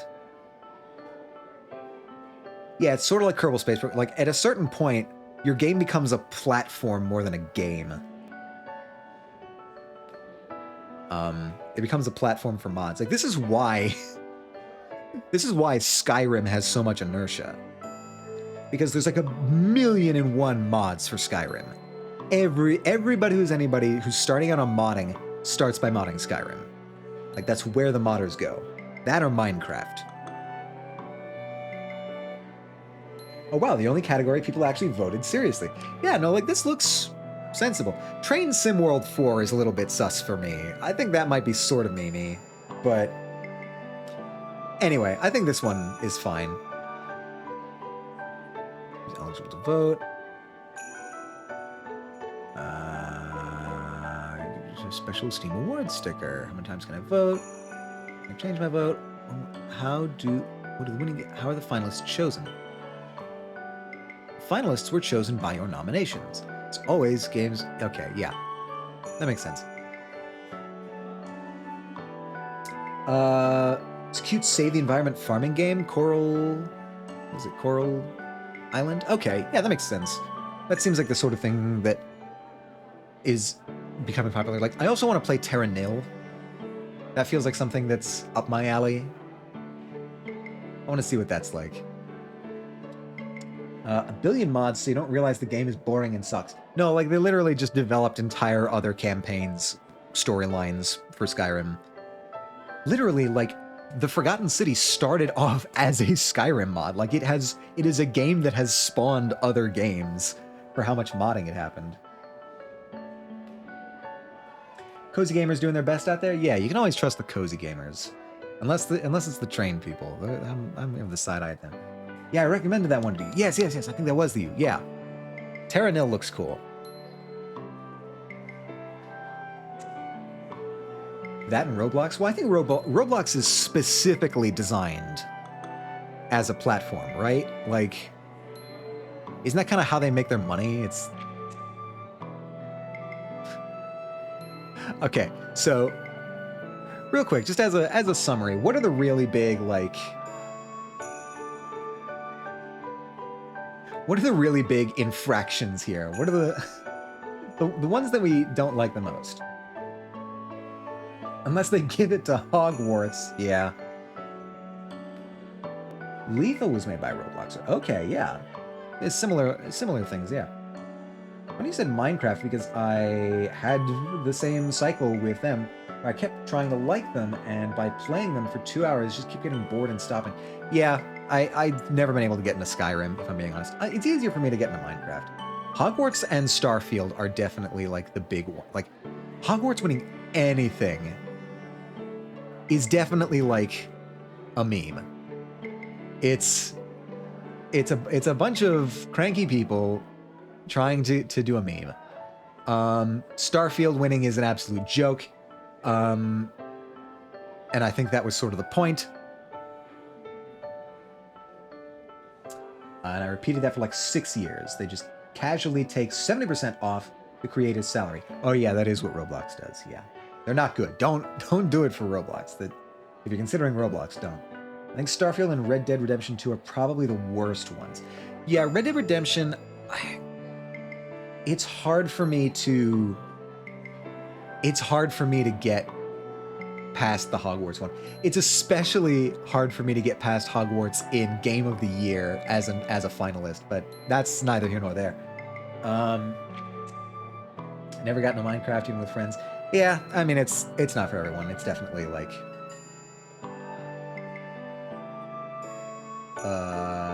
Red Dead Redemption 2 shouldn't have even qualified, and Starfield is literally the same game since like 2007.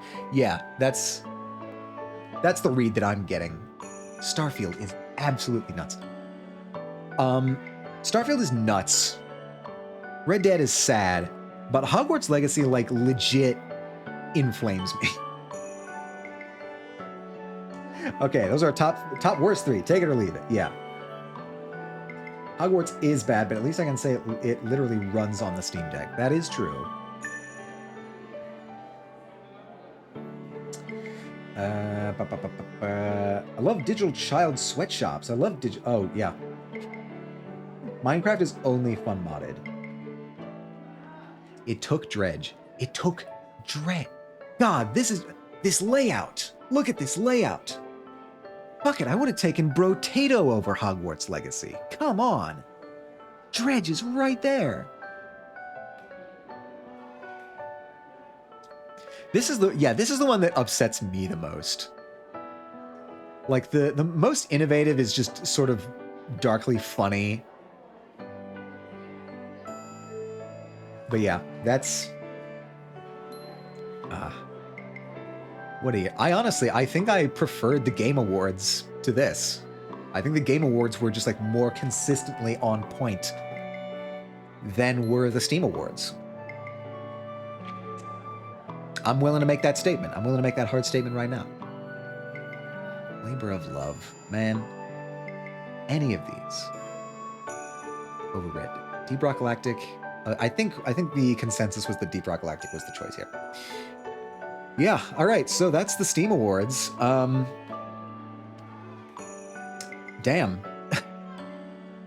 I wish I had gotten to vote in them, because then maybe I could have made some bit of difference on these atrocities. But I missed them, because I was not able to find it. Yeah, a couple of these are like actually obvious, like Baldur's Gate winning Game of the Year, Lethal winning Better with Friends, Sifu winning Best Game You Suck At, Baldur's Gate winning Outstanding Story Rich Game. Like, some of these are pretty obvious, and they were achieved. I voted Deep Rock. Okay, I think it was just on Steam, yeah. No, I think it was happening during like a Steam sale or something, or maybe Next Fest. And I just didn't see where the voting, like I just totally missed the box for it. DRG is hella fun. Wait, which one is DRG? Wait, which one is DRG? Deep Rock Galactic. Sorry, I'm not as familiar with the acronym yet. If you got Game Pass, it's on there. I do not, unfortunately. But yeah, we'll just chalk it up to another travesty of public opinion. All right, well, now that that's done with, we can get back into A Space for the Unbound, which we've just sort of had running in the background. I just have it on Steam. Okay. Yeah, like I know it has to be on Steam to get nominated, right? Like that's A Space for the Unbound. Done. Yeah, it was giving us some chill ass beats. Like the music in this is nice. Everything in this game is nice. I like this game. Yeah, it had to be on Steam, so like Halo couldn't be nominated. I don't think it was even this year that Halo came out. Freaking small, only like 4 GB downloads. Yeah, people are finally like designing smaller games. Like Lethal Company is only 1 GB. That blew my mind. Like the most popular, widely played multiplayer game of 2023 is 1 GB large. And it's like, oh, hey, we can just design good games and we don't need graphics that are completely top of the line. I'll say it right now. I prefer games with worse graphics with better art styles.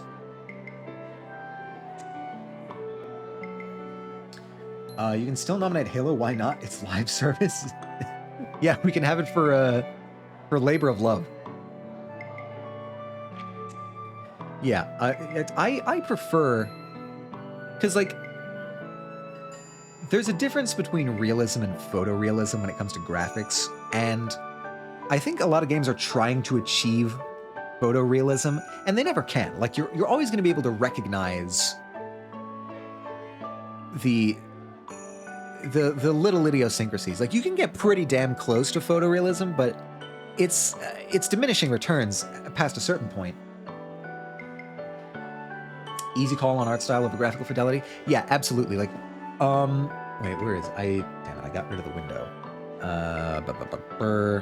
There was a game that Pandas played a demo for the other, like when he was doing demos, called Goodbye Soul, and it looks so cool. It's a pixel art, like 2.5D side scroller platformer, and it looks so cool. The art style is great. They employ the use of like changing exposure for differing light situations, like a film camera does. Its style is so cool, and it's just this small pixel art game, or at least the demo is anyway. I dream of a world where every game is made in Dragon Engine. That is the peak of engine performance. You may not like it, but this is what peak engine performance looks like. I think the biggest tragedy in the history of video games was the move away from sprites and pixel art. See, I'm not even mad at like 3D graphics, because I've definitely seen stuff that looks good in 3D graphics. But again, it's like the art style is what does it. And back in the pixel art days, art style is all you had to rely on, because God knows it was not like, huge graphical fidelity back then or anything. You had to rely on art style. Nowadays, people, they just think they can get away with just having all of the GPUs running at the same time and doing it that way. Like, the original Last of Us wasn't photorealistic, but it was, like, artistically realistic. You know what I mean? Like, it can achieve realism, and, like, it wasn't cartoonish, but it wasn't, like, 100% photorealistic graphical fidelity. And that's fine. I think that's as good as you need to be. Dragon Engine barely works on PC, and I love it. Oh god, it's one of those cobbled together with like duct tape and twine situations. Like compare how King of Fighters 13 looks versus King of Fighters 14. Soul versus the ugliest thing you've ever seen. Yeah, yeah, it is actual spaghetti code. Yeah. I don't know about King of Fighters, but I do know Pokemon, and I will die on the hill that Pokemon looked better in the sprite era than the 3D era. I will die on that hill. I do not like the look of the 3D Pokemon games. There's something... Yeah, the sprites had way more charm and character to them. And ever since they switched over, like... I don't know, there's something's missing. Okay. The only Pokemon game I saw have 3D... and I liked... Yeah, it was Colosseum.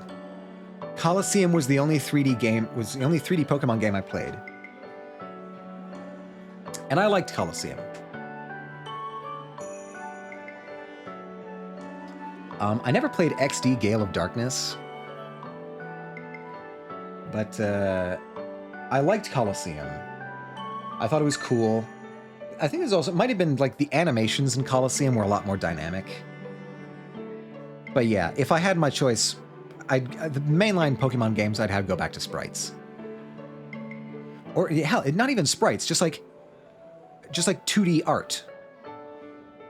You could have it. You could do like, I don't know, you could do like live 2D for the Pokemon animations. That would be cool. I would do a live 2D Pokemon game. Dragon Engine was like tab out, tab in, CPU at 99. Oh dear. Oh no. That's not what you want your CPU to be at. Colosseum was hella good. Yeah, it was like a cute, oh, look at this. And you like plug in your Game Boy Advance. I'm aging myself radically by talking about this, but yeah. That was, I think that generation of Pokemon, like the Ruby, Sapphire, Emerald, Fire Red, Leaf Green, Colosseum generation of Pokemon games, I think that was probably my favorite. And I played the one after it. Like I played Pearl, but I don't know, nothing really quite hit the same notes as the Hoenn generation for me. I was too young to ever find out how to beat Colosseum. Okay, so this is the thing. We had Colosseum. We had it on GameCube. I played it. My sister played it. My younger cousins played it as well.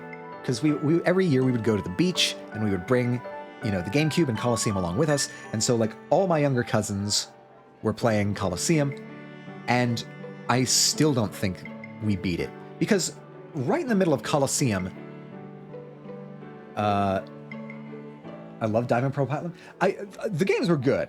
They just weren't my generation, I guess. I was an Emerald kid.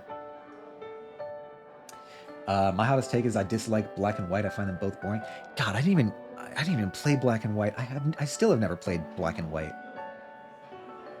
I only got to play Colosseum at my local Kmart game section. Oh yeah, I remember those days. Those were cool. A good example of stylistic realism. Red Dead, both of them. Yeah, I mean like... The newest one certainly has higher graphical fidelity, but like, they're not going for hyperrealism, I don't think. Tepig, okay, we do it. The case for Tepig is still very strong, I will admit. Fun fact, but the best Pokemon game is whichever you played as a kid. Yep, that's exactly how it works. I played Silver and I played Emerald when I was a kid. My son!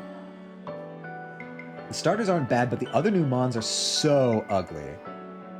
I can agree with that. The starters are usually, they have a lot of work put into them usually. I think that's when the Ice Cream Pokemon came out. Oh, yeah. That was that generation, wasn't it? It was the generation after Diamond and Pearl. Yeah. Yeah, I think that was Black and White. I think that was round about... Excuse me. I think that was round about the point where the audience was just like, are you running out of ideas, Game Freak? It seems like you're running out of ideas.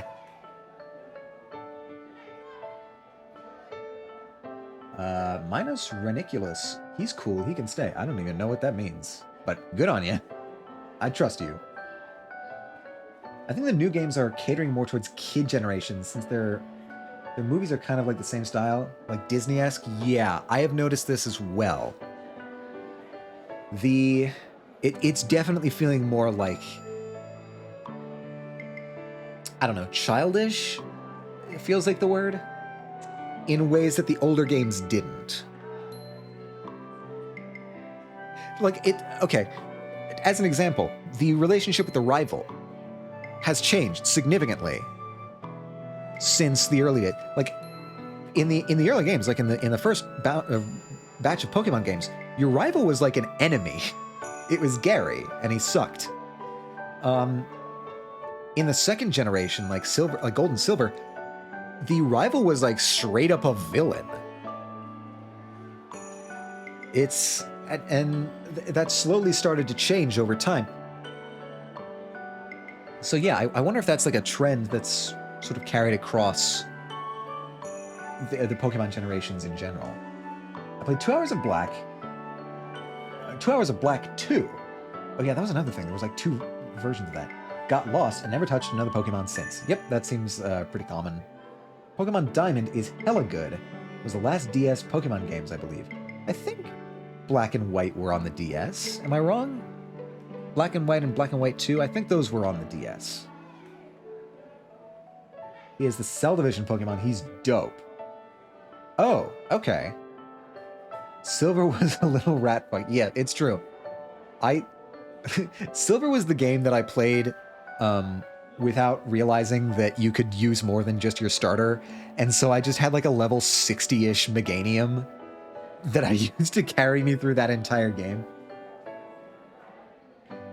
I think they should have expanded more on the style of Silver and Gold, because everyone universally loved the Pokemon following you. Black and White were on the DS. Was it or was it on 3DS? Oh, okay. Like I'm sort of lumping all that together in my head. It could have been 3DS. Oh, was the DS? Oh, you had? Okay. Heart Gold and Soul Silver were, I think, like probably the best Pokemon games they ever made. If I'm being objective about it. Like, obviously, my favorite is always going to be Emerald. But if I'm saying, like, what is the best Pokemon game they ever made? It's like, for me, it's either like personal favorites is like Emerald and Leaf Green. But if in terms of the best Pokemon game ever made, I think it's got to go to Heart Gold and Soul Silver, right? Like, that's got to be the peak of like Game Freak's development. Why, you don't like Hops? Whose only trait is his brother Leon, who is a champion? Oh, did I mention he also has a Charizard? Look, a Charizard will take you a long way. I'll not front. You picked Chikorita? I did pick Chikorita because I was big into grass-type Pokemon. Because, okay, this is a story. We'll get to this. Totodile was popular, I think. There are like 1 or 2 people I've ever met who picked Chikorita. Leon has 1 trait, and it's that he owns a Charizard. Fair enough. He made it his entire personality. Yeah, I think Heart Gold and Soul Silver has to be the peak.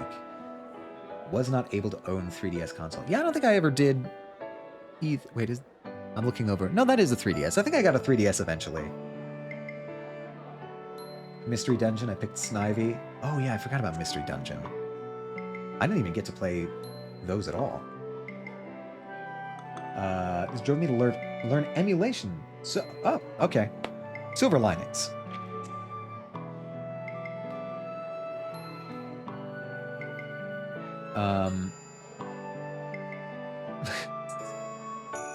Okay, so the reason that I picked Chikorita was A, I thought Chikorita looked cute, and I liked that. But also, I was like super into grass-type Pokemon, for a very strange reason. Yoda above me. The reason that I was really into grass-type Pokemon was because for years, I insisted that my favorite color was green. When it wasn't. Okay, so the way this all started, I think, if my memory serves me correct. No. Okay, so here's the story. When I was a very little kid, everybody around me was like, oh, I have this or that favorite color. I have, my favorite color is red. My favorite color is blue or whatever. My favorite color was orange. Always had been. But, my cousin, his favorite color was red. And I was like, well, that's too close. I can't say that I have the same favorite color as my cousin. Even though it wasn't the same color, but it was like close enough for, kid me to think that it was the same color. And so like, I was like, I have to be different. I can't choose the same color as everyone else. I need to be unique. I need to be original. So I was like, green. Green is my favorite color. And for years upon years upon years, I insisted to others and to myself that green was my favorite color. And so this just sort of extended outwards. Like, I insisted that lime was my favorite flavor. I insisted that grass was my favorite Pokemon type. This extended so far. And it became psychotic until like literally only a couple years ago, I was just like, hang on, wait a minute. Green isn't my favorite color. Why do I keep saying it is? It had just become habitual at this point. And so it was only until like the past few years that I've gone back to like the truth, which is that orange is my favorite color. Yeah, I just said orange and accepted the looks it came with. Yeah, no, like you were true to yourself. You were honest. You were not deceiving yourself for multiple decades. Like, had a deep sigh as you yearn for orange. See, the funny thing about that is most of my clothes are actually blue. I bought blue clothes every chance I could get, to the point that my sister made fun of me for it. Like, basically my entire wardrobe is blue. Yeah, genuine psychosis. It is. I don't even have a favorite color. White isn't a color. White's a color. You can have a favorite color of white. That's fine. But yeah, no, this was a thing that I did for like years upon decades. Is I would just pretend that my favorite color was green. And it all started because I wanted to be a unique, special little boy who didn't have the same favorite color as his cousin, which that wasn't even the same favorite color. I feel like my memory has this occurring, like I made the decision in the drive-thru of a bank when we were getting lollipops. I don't know if you guys ever had this where like banks used to hand out lollipops. I think it was like in the drive-thru of that bank with me, my sister, and my cousin. We were all sitting there in the car getting lollipops. And I seem to remember that like that was when I made the decision to say that green was my favorite color. White isn't a color, it's a shade. Yeah, I guess you could say that. It's a value. If you say white is your favorite color and someone says, well, actually white's a shade, you should give them a wedgie for being a nerd. That's also fair enough. I thought you were going to say white is the absence of color, but this is different. The only good thing about banks back then, this is true. Also, hello, Chaotic!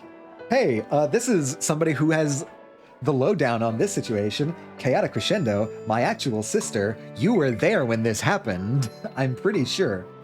The way we had specific colors of gumballs that were ours. Yes, it was I don't know if this was a thing just in our family. It was like, we had our colors that we did for everything. Like, for lollipops, for gumballs, for Pokemon types. for like game pieces, right? Like whenever we would play Sorry, we would just choose the game pieces that were closest to quote unquote our color. I have no memory of this, but I don't doubt that it happened. Well, yeah, because that was like, it was this totally, I made this decision totally silently. No, don't make fun of my blue clothes. I am but a little blue clothes man. Do not mock me for this. Running a tight ship there, yeah. Color theory is very interesting. I don't know much about it. I'm still mastering values in my art, but yeah, no, it was definitely like I made this decision in the like drive-through of a bank in a car. Didn't announce it to anybody. It's just like one day I decided that I was going to pretend that my favorite color was green. Yeah, even our cousins had specific colors. We made this like a thing. I don't even remember how far it extended, but it was far. Blue represents something stable, calm, and unmoving. I wonder, I have to imagine that's also like culturally contextual, right? Like different colors will have it in different ways. Color symbolism, yeah, I think that's what we might be talking about. Yeah, that, okay, yeah. The triplets had their own colors? Really? I don't remember that. Like, not to name names or anything, but like, the cousin who used to come over and stay with us every other weekend, I know that they definitely had a color. They were the ones whose favorite color was red, and prompted me to switch off of orange because it was too close. Theories how each go with each. Yeah. Red, blue, and purple paints. Okay, interesting. Good. I appreciate the code also. That's thank you. We're not trying to name names here. Okay, I didn't know that they had like that they had also established similar lines. And it's ridiculous because like there's only so many colors. There's only so many colors, and like you're going to overlap people's favorite. And what was I even worried about? I could have bonded with somebody over my favorite colors. What was I worried about? Why was I trying to be unique? I don't understand what little me was up to. God, kids are nuts. It's about the vibes, yeah, exactly. It's like a formula about to happen. This is how we communicate with each other in our family. It's all equations. No, I'm the only person who went into science in my family. All of the other people in my immediate family are artists. Like, my mom was in literature and theater. My dad was in film. My sister was in like proper art and also jewelry. Equations make me ill. Yes, she has brought this up before. I dare not include equations. I have learned this lesson many times before. Do not try and explain equations to my family. They will viscerally shrink into their own spines. Actually, I had a really easy time with chem. Really? I didn't know that. Chem was iffy for me. Like, I don't know. It didn't click with me, I guess. Fine arts maxing. Yeah, no, it's... My family thought that I was going to, like, also go into film. And so they were very surprised when I said physics. That definitely threw them for a loop. They had no advice for how to, like, navigate that world, or, like, choosing majors or classes or anything. So, like, I was the only scientist out of our immediate family. Chem was fine for me, but solely because of the teacher. Yeah, like, chemistry... I didn't have a bad time in chemistry or anything. Yeah, the teacher just always matters in every class. Like, teachers are the make or break factor in a class.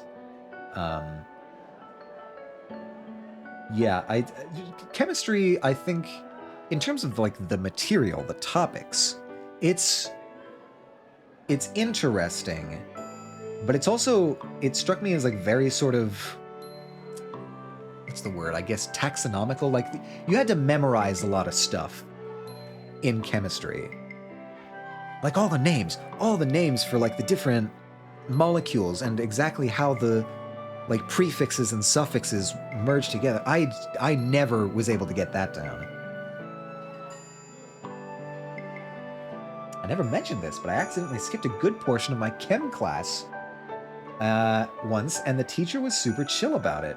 Ah, Jazz the Rebel over here.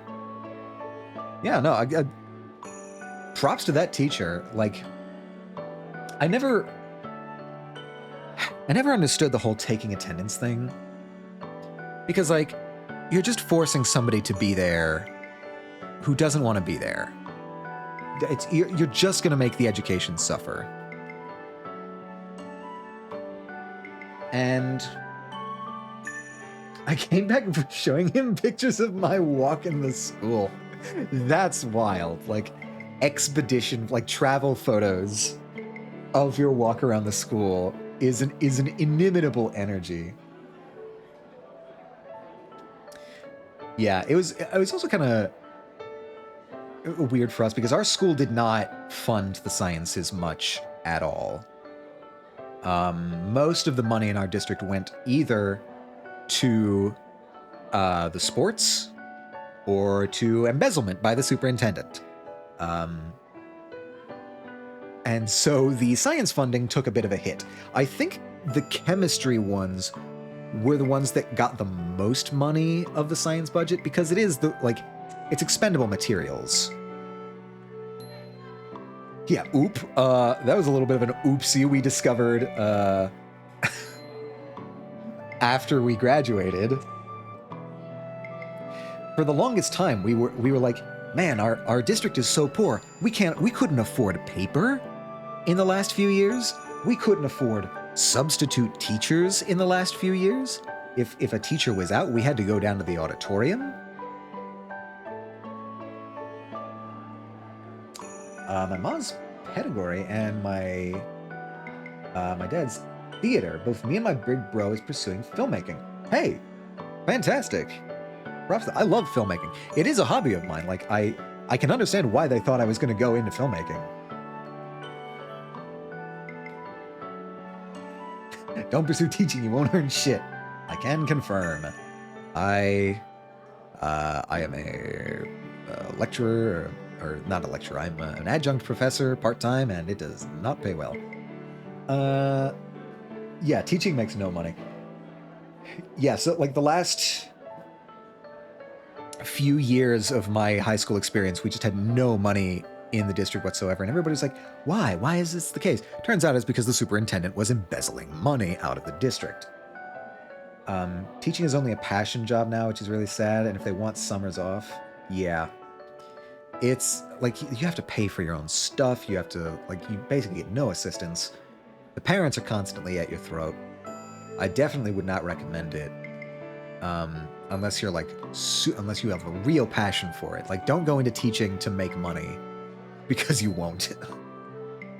My ma is just now, after like 20 years, making good money. Yeah, exactly. It's you sort of have to bank on the seniority. You guys all refer to your mom as Ma, and that's really cute. It's everybody has their own pet names. I think I call my mother Mom. Usually, I think when I address them directly, I guess. Want to earn cash? Open extra classes? Because God knows school ain't paying you a living wage. Ain't that the truth? I'm in this weird position now where, like, I'm not making enough money for anything important, like rent, but I'm making enough money for, like, fun stuff, like games. I'm in this weird middle ground.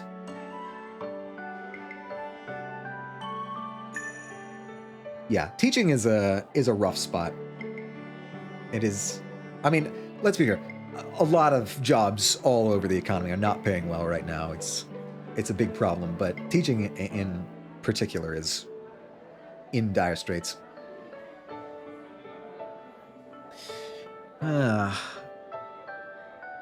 Yeah. Chaotic. Was the whole embezzlement thing Was that before or after you graduated? Like when that broke? Were you still in school while that was happening? I forget the exact timeline of how this happened.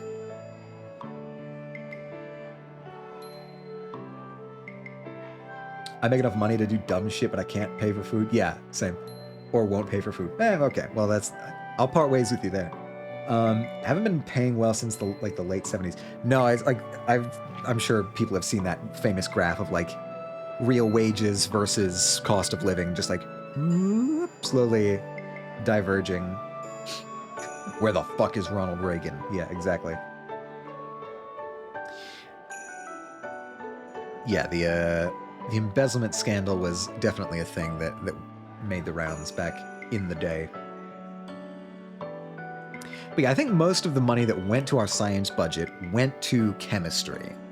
Because it's a thing where it's like it's a non-renewable resource. You're constantly consuming resources of just like raw materials to make that class work. And we did. Like we had like the the vials and the little experiments and stuff.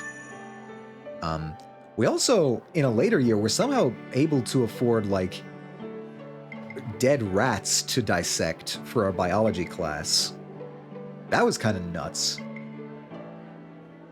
Granted, there was only like 6 of us in that class, so I don't know, maybe they were okay with that little expenditure. Most of your funds just go to military anyways? That is true. Government funding, definitely. God knows you need more arms. Yeah, no, we're so paranoid. Can't you see we need to beef up our military? We don't have enough. Can't you see? Yeah. No. We levy the same critique from inside as well. My friend almost got convinced to buy a whole house in Georgia because it's such a steal compared to here, but she wants to live in a city, so she had to run away from the open house. Yeah. I feel that because I'm also a city-ish person. Georgia. What's it going for down at, like, buying a whole house in Georgia is substantial. Like, what are they going for now? 5 beds for 200? 200,000, right? To buy the house. Not 200. Like, it's not that big of a steal. Yeah, okay. I was about to say, like, if it's 5 beds for $200, I'm sorry. I'll see y'all in Georgia. That's an insane price. I live in LA County. It's never been so Jova for me, dude. California in particular, I think, really needs to build more housing so they can drive the price down. Of course, that's if they want to drive the price down. If they want to keep real estate prices up, they need to not build housing, which is what they're doing. 200 grand, that's a good deal. That's a month's rent in New York. Yeah. 2 garages too. That's pretty good. A shitty micro apartment is like $2K a month. Yeah, and they'll have like, a dead raccoon out front and they'll charge you extra for it, calling it a lawn feature. I think our goal is New York replaced by the city of New York. Yeah, I mean, America's cities are actually pretty small as far as cities go. The reason I suspect is because, like, we have a lot of land mass and therefore we settled a lot of cities. And so each individual city is comparatively small compared to like a European or an Asian city. But we do have 2 big cities. 2 like proper metropolises, and that's New York City and Los Angeles. And neither of them builds new housing, and so the rent is atrocious. It's gigantic. Nobody, except the richest of the rich, can afford to live in anywhere near those cities. It is awful. The rent prices are astronomical in those areas. We do have a few cities where the rent is better, but it's just become a problem all over the place. I think I can speculate as to a number of reasons as to why this happens. Um, Certainly, the American dependence on the automobile is a big factor on why so little housing gets built, but it's also our zoning laws. We have really weird and outdated zoning laws in America. Because I think we might have, either us or England might have been the first ones to come up with zoning laws. And so we got the prototype version and we haven't updated it since. It is very common in America for mixed-use zoning to be completely absent. Most of the area of the country is zoned for single-family housing, and that is it. Yeah, our zoning laws are genuinely insane and ruining the country. I think it is sort of interesting to like examine the gamut of problems that America has and like try to tease it back down to like the few key factors. And I definitely think, it sounds weird to say, but I definitely think the zoning laws are one of them. I definitely think the zoning laws are like one of the like core memories in America's problems. I think I would say the zoning laws. Because we do have a few places where the zoning is more reasonable. Like I think I don't know if anybody would know this off the top of their head, but like does New York have mixed use zoning? Because it seems like it does. I've been there a couple times. And it feels like it has mixed use zoning. But I could be wrong. That might just be like a building up instead of out thing. Or it could have been grandfathered in. I don't know. We're reaching the edge of my knowledge here. But yeah, suffice it to say that the rent is pretty nuts. Yeah, it definitely looks like it does, but I don't know. I don't even know where to go to look that up. Like, who do I call and just be like, yes, hello, I would like to see the zones? Show me the zones, please? I don't know. There has to be somewhere. Like, there has to be an office somewhere at, like, City Hall or something with the maps on it that have all the zones. Or, like, the city planner's office? I don't know. What I'm saying is there has to be a map somewhere in the city that has the zones.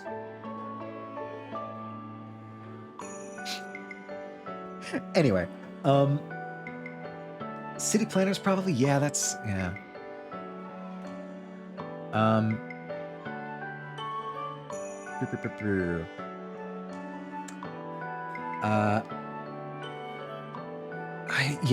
I'd be curious. I'd be curious to see. And Washington, D.C. also is generally a pretty well-designed city. I think they have pretty good zoning. They have amazing public transit compared to the rest of America. The DC Metro is legitimately fantastic. But luckily, I know I'll figure something out, so who cares? It's fine. Yeah, DC is actually well designed. Like, DC is the only city that I've ever witnessed a crime in, but I do really like DC as a city. It's a really cool place.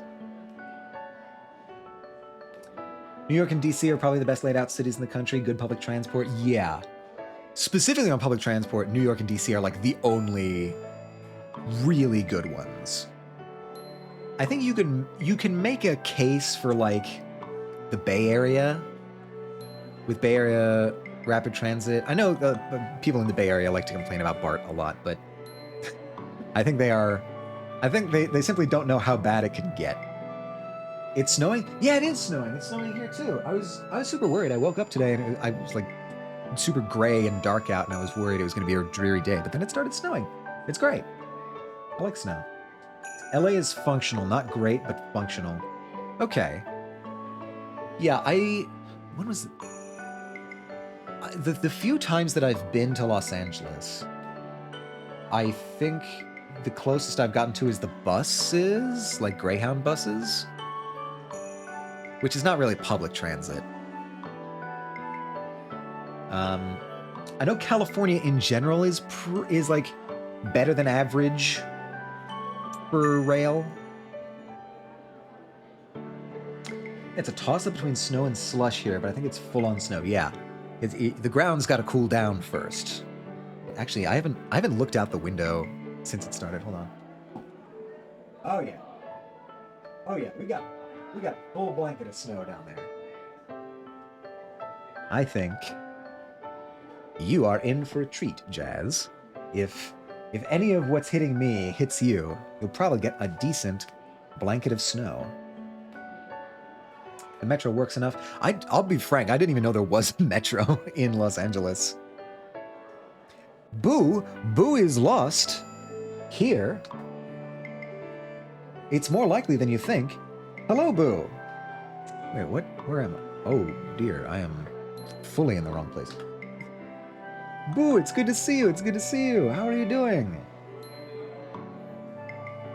Boo's lost. There it is. You found a knife? Oh, God. It's happening. They finally snapped. They're coming after us. I'm putting off doing onions. Ah, well, allow me to be your procrastination haven. We are currently not playing Space for the Unbound and instead just chatting, but it's cool because I like chatting with you guys. We are discussing all manner of things. Right now, we are sort of on the subject of American cities and the rent and the public transit. Hi. Welcome. Good to see you, as always. Yeah, I know DC is cool. I know New York is cool.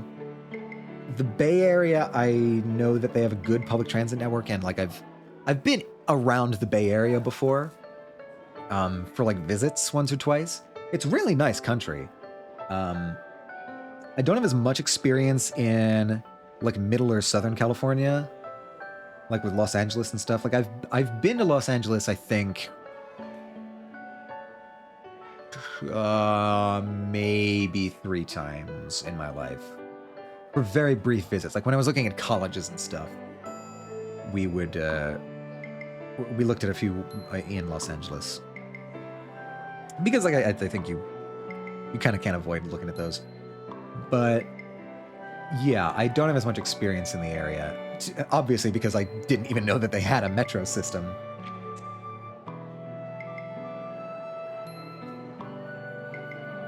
My experience is largely on the East Coast. I'm trying to think. Actually, when I was living in Cleveland had a pretty good public transit system. They had pretty regular buses. Now, granted, I was obviously staying in the university area, so they might have had more frequent traffic there, but they had pretty good buses pretty frequently. There was a train stop. Actually, by the end of the time that I was there, they had 2 train stops on campus that you could then take a direct line into the like center of the city, like downtown. Actually, the train hub for Cleveland is directly in the basement of the mall. I think it's a Soup Vibe, yeah. It is a Soup Vibe. You're absolutely right. Oh, no, absolutely. Europe and especially Asia blows us out of the water with public transit. The maglev train? Come on. That's just cool. That's just flat out cool.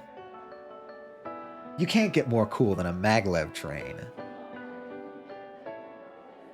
I've only experienced European public transit myself, but Jesus, it's night and day. Yeah, unfortunately, I've never been out of America, so I have not had the good fortune to experience the European public transit. But I have heard nothing but good things about it. I mean, like, to a certain extent, you can attribute that to, like, you know, the free flow of citizens and trade in the European Union. That sort of necessitates a train network like that, but they do it very, very well. I've done European busing. It's interesting. What do you mean by interesting? Would you be willing to elaborate on that? Because it sounds like you're It sounds like there's a story associated with that, or at least an oddity. Um, can I like? No, I cannot. Okay. Um, I think we're probably not going to get much done in Space for the Unbound today. We'll probably just be chatting for the rest of it. So I'm just going to get through this conversation. Oh wait, that's also I am not in the. I'm not in the right. Oh, I can save here. Okay. Wait, I need. It's not mouse operated. Save, autosave. Yeah.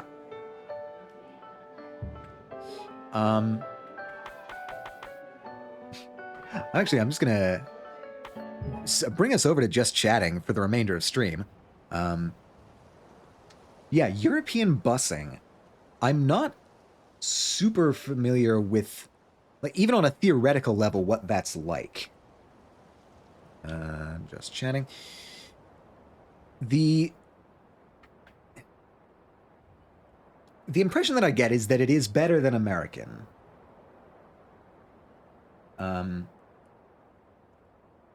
Let me bring us over here. Yeah, okay. Well, twice when we landed in Portugal in the unholy hours, we took a bus to get to our grandparents, and the roads are like cobbled. Oh, and bumpy, and the buses are tall. So it's a fast and bumpy ride, but oddly enough, the most comfortable ride. I passed out every time. Interesting. So that's like, yeah, the bumpy ride on a tall bus. I wonder if the suspension is taking most of that, and it just sort of becomes like a comfortable like low vibration. I could see that being super chill and comfy. I can imagine that, yeah. But dude, like tall buses on, I don't know if there's a lot of hills in Portugal, but like, yeah, like a baby rocker. Yeah, exactly. You get rocked to sleep. I don't know if there's a lot of hills in Portugal. Like buses on hills are always so stressful for me. I was living in Pittsburgh for a while, and God, there's so many hills in Pittsburgh. That entire city is built on hills, and I can't even imagine what the bus situation was like there. There's definitely mountains, but I would never take a bus up there. Yeah, no, me neither. I would not do that. That is a level that is a test of courage that I am not willing to embark upon myself willingly. Even like I I've been on just like highways and toll roads that have construction and that have narrowed down to one lane and are super thin, and I've gone through that like in like a Greyhound bus. And even those are really sort of nail biting because you look out the window and you're like 5 inches away from the separator. And you know that the bus driver is like super practiced with it. But I'm still sitting there wondering like when the next collision is going to happen. I don't think they can, honestly, because the roads are really skinny and it's hard enough to fit 2 cars passing by. Yeah, no, especially on some of those older roads, I would imagine it's like they were designed for foot traffic and maybe the occasional like horse-drawn cart or just a plain horse. Those don't adapt super well to car clearances and certainly not bus clearances.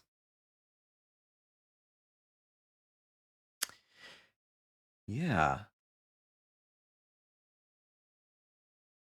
I also don't think that there's a lot of bus support in America. Like in the cities you'll in some of the cities you'll get bus support, but it used to be a lot better.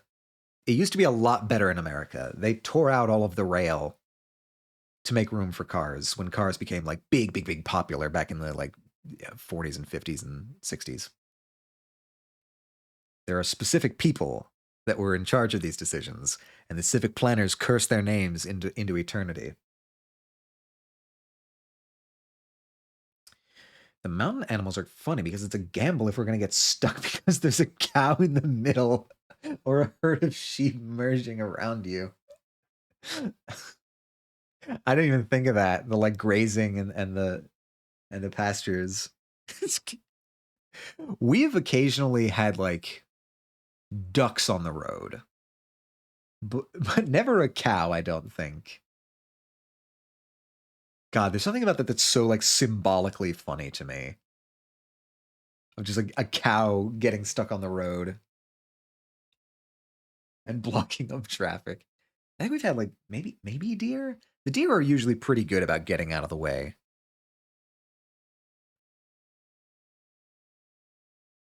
There's so many mountain cows. See that phrase, mountain cow, sounds insane to me.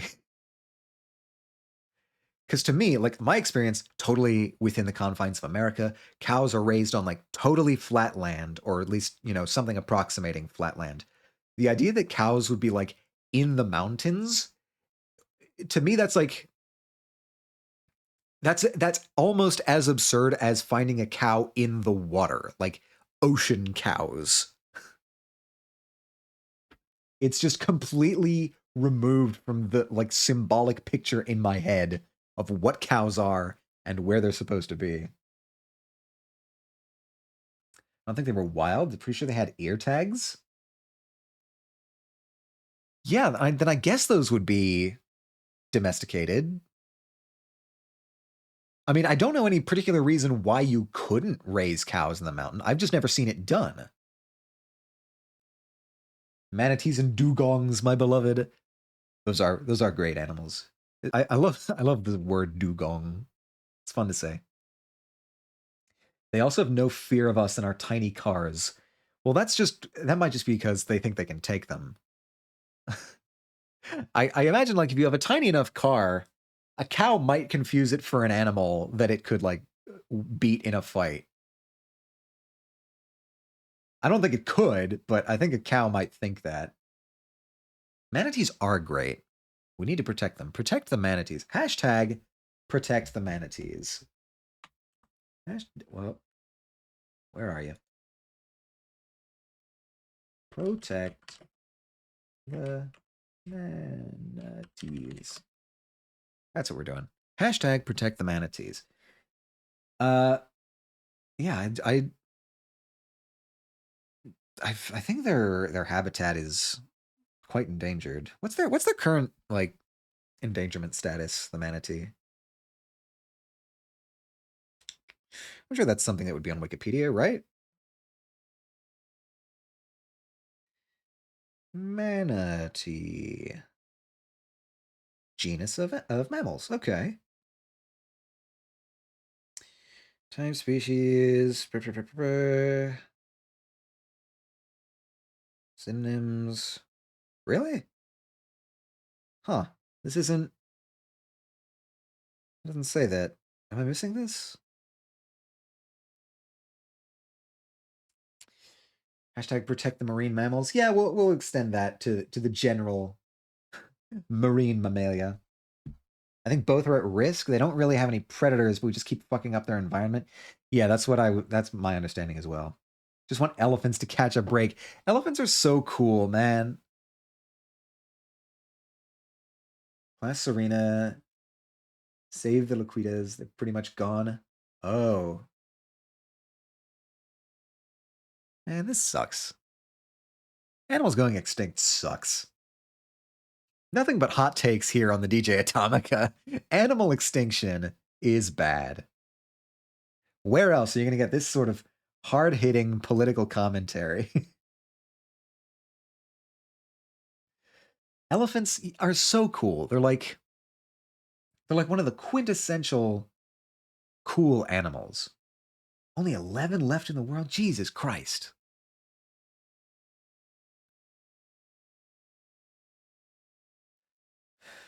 Next world problem, my Switch isn't turning on? Oh, was it charging? It seems like a silly question to ask. I feel like you would obviously think of that, but I don't know, maybe double check to make sure that everything's plugged in on both sides. The Switch isn't turning on. Because, like, I've had times where, like, my Switch wasn't plugged in and it was just on home mode and draining batteries the whole time, and I had to replug it back in. The poor vaquitas. My original Switch was mega fucked, really. I never had a problem with the Switch itself. It's just like it'll run out of batteries if I don't actively shut it down. My battery was faulty and I sent it to Nintendo twice and they never fixed it. Wait, they just sent it back to you unfixed? That's, I'm not gonna lie, that's kind of a power move. What is a vaquita? I'm not as familiar with that. Vaquita. Oh. Aw. They're so cute. They're adorable. We need to protect these at all costs. Now that I've seen a vaquita, I am full on the vaquita train. So I ended up buying a replacement battery online and ripping it open to hand replace it. Worked like a charm after that. Okay. Mine was pre-owned, and the only major problem was one controller having drift, and they fixed it. All right. Are they still doing, like, maintenance on the original Switch versions, or have they, like, stopped that? The cutest of dolphins. They are, like, unironically. But I'm porpoises, dolphins. Only the biologists will care.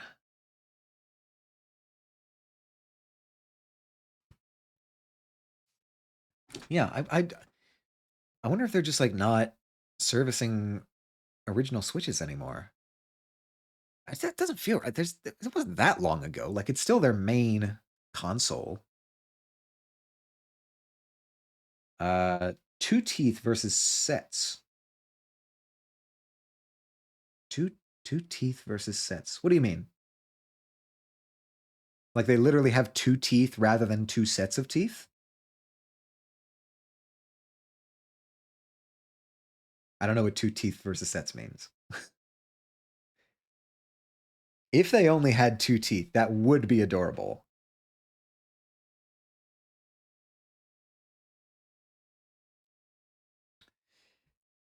Why is it that every time I buy a new product, the predecessor immediately starts to die? It's equivalent exchange. We were talking about Full Metal Alchemist earlier. It's the equivalence exchange of the conservation of working electronics. Happens to the best of us. I think. Can you run, like, Switch games on a Steam Deck? Probably not. Certainly not officially. I'm sure if you really hack together the code, you could get it to work, but the major difference between dolphins and porpoises is that dolphins have sets of teeth and porpoises have two teeth total. Oh, so it's a difference with the entire genus, or is it genus? Might not even be genus. But yeah. Okay. That's cool. And way cuter. Having only two teeth is way cuter than having a whole set. They truly feel the replaced prospect hard. Yeah. They get jealous when the new product comes and they're just like, fine. I'm not gonna work anymore. And they succeed. They win. All right. Well, I think this is probably a good place to wrap it up. We've gone for 3 hours now. Yeah, we did not actually play much Space for the Unbound, but that's okay. I enjoy the company. This is such a bad omen because just last night my friend and I were talking about it not being worth getting a new Switch until the rumored Switch 2 comes out. Oh no. It heard you. It got insulted. It's staging a protest. Wearing my cool Ask Me About Fish t-shirt. That's right. You're into marine biology, right? I feel like I remember that from you. Love fish. Of course. Well, yeah, I mean, we have the Jasmanian fishing extraordinaire. angler of the seven seas, a big marine bio guy. I thought that was you. Okay, yeah. Fantastic. It's good to have somebody who knows these things. I love the ocean. It's cool and terrifying.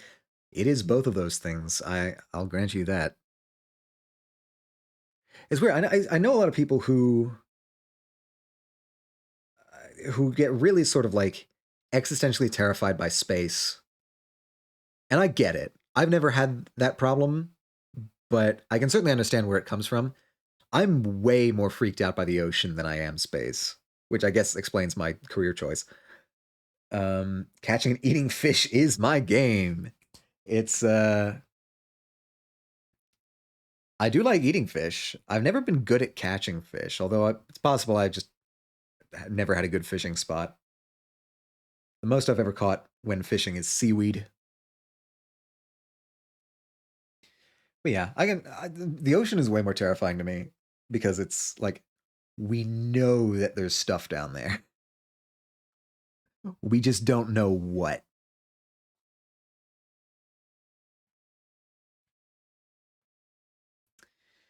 Okie dokie. Well, I think I will start looking for somebody to raid.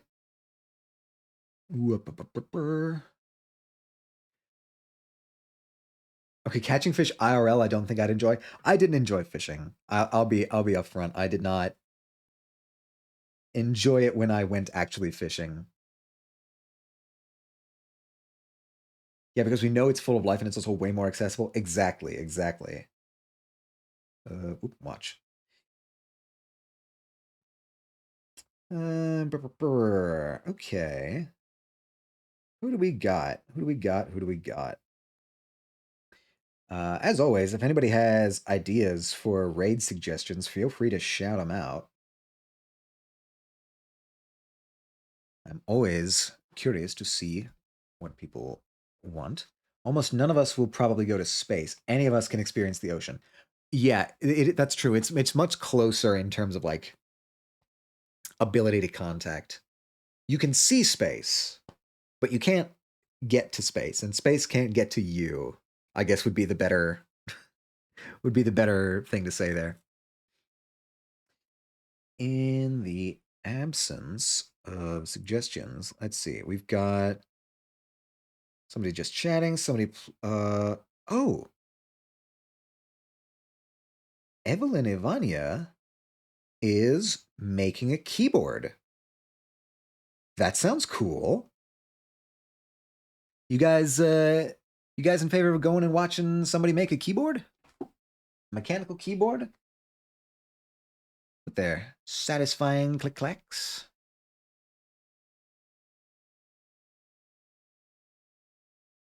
Using Baldur's Gate 3. I might want to avoid that for spoilers. Keyboard? We go to keyboard? Yeah, like for typing. Evelyn Ivania is making a mechanical keyboard. Let's throw it over there. Okay. For the outro, make sure that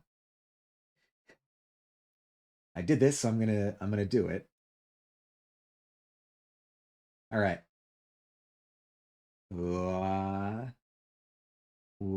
Still getting used to the new Steam Deck or the new Stream Deck stuff. All right. Thank you everybody for joining me once again. Your company is always a delight. We'll probably be playing Space for the Unbound again next time. Probably going to be next Saturday. Same time, same place. Hello, Swizz. Welcome, welcome. Sorry, I caught you right as we're raiding out, but you can join us for the raid. You can carry the cavalry forward with us.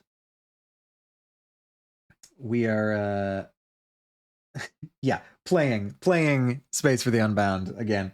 You're looking the whole time. Oh, thank you so much. I appreciate that. Laters to you guys. We're going to be raiding. Oh, I should get that ready actually. Raid message is out. Oh, you got it. Copy that. Copy. Paste. Does that work? It does. All according to plan. What? How does... Come on. Oh dear.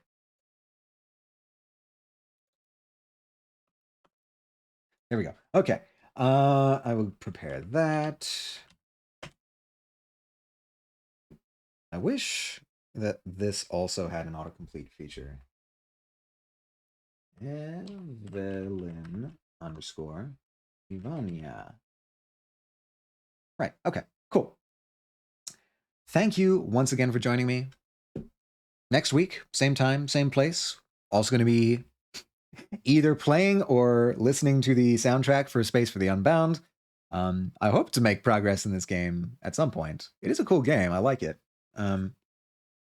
But I'd be lying if I said I preferred it over good conversation. So, I lost my Stardew game notes. I'm scared to go back in blind. Oh, no, no, no, no. Stardew is so dense. You showed me the wiki. I saw the wiki. The wiki is nuts. The wiki is your only hope now. Yeah, so please show Evelyn Ivania and her community all the love that you have shown me. I hope to see you back again next time. Thank you for joining me on this this new, I guess not, it's not really a re-debut. It's just sort of an updated asset stream for the new year. I hope you guys enjoyed. I hope you guys liked it. And stay true to yourselves, everyone.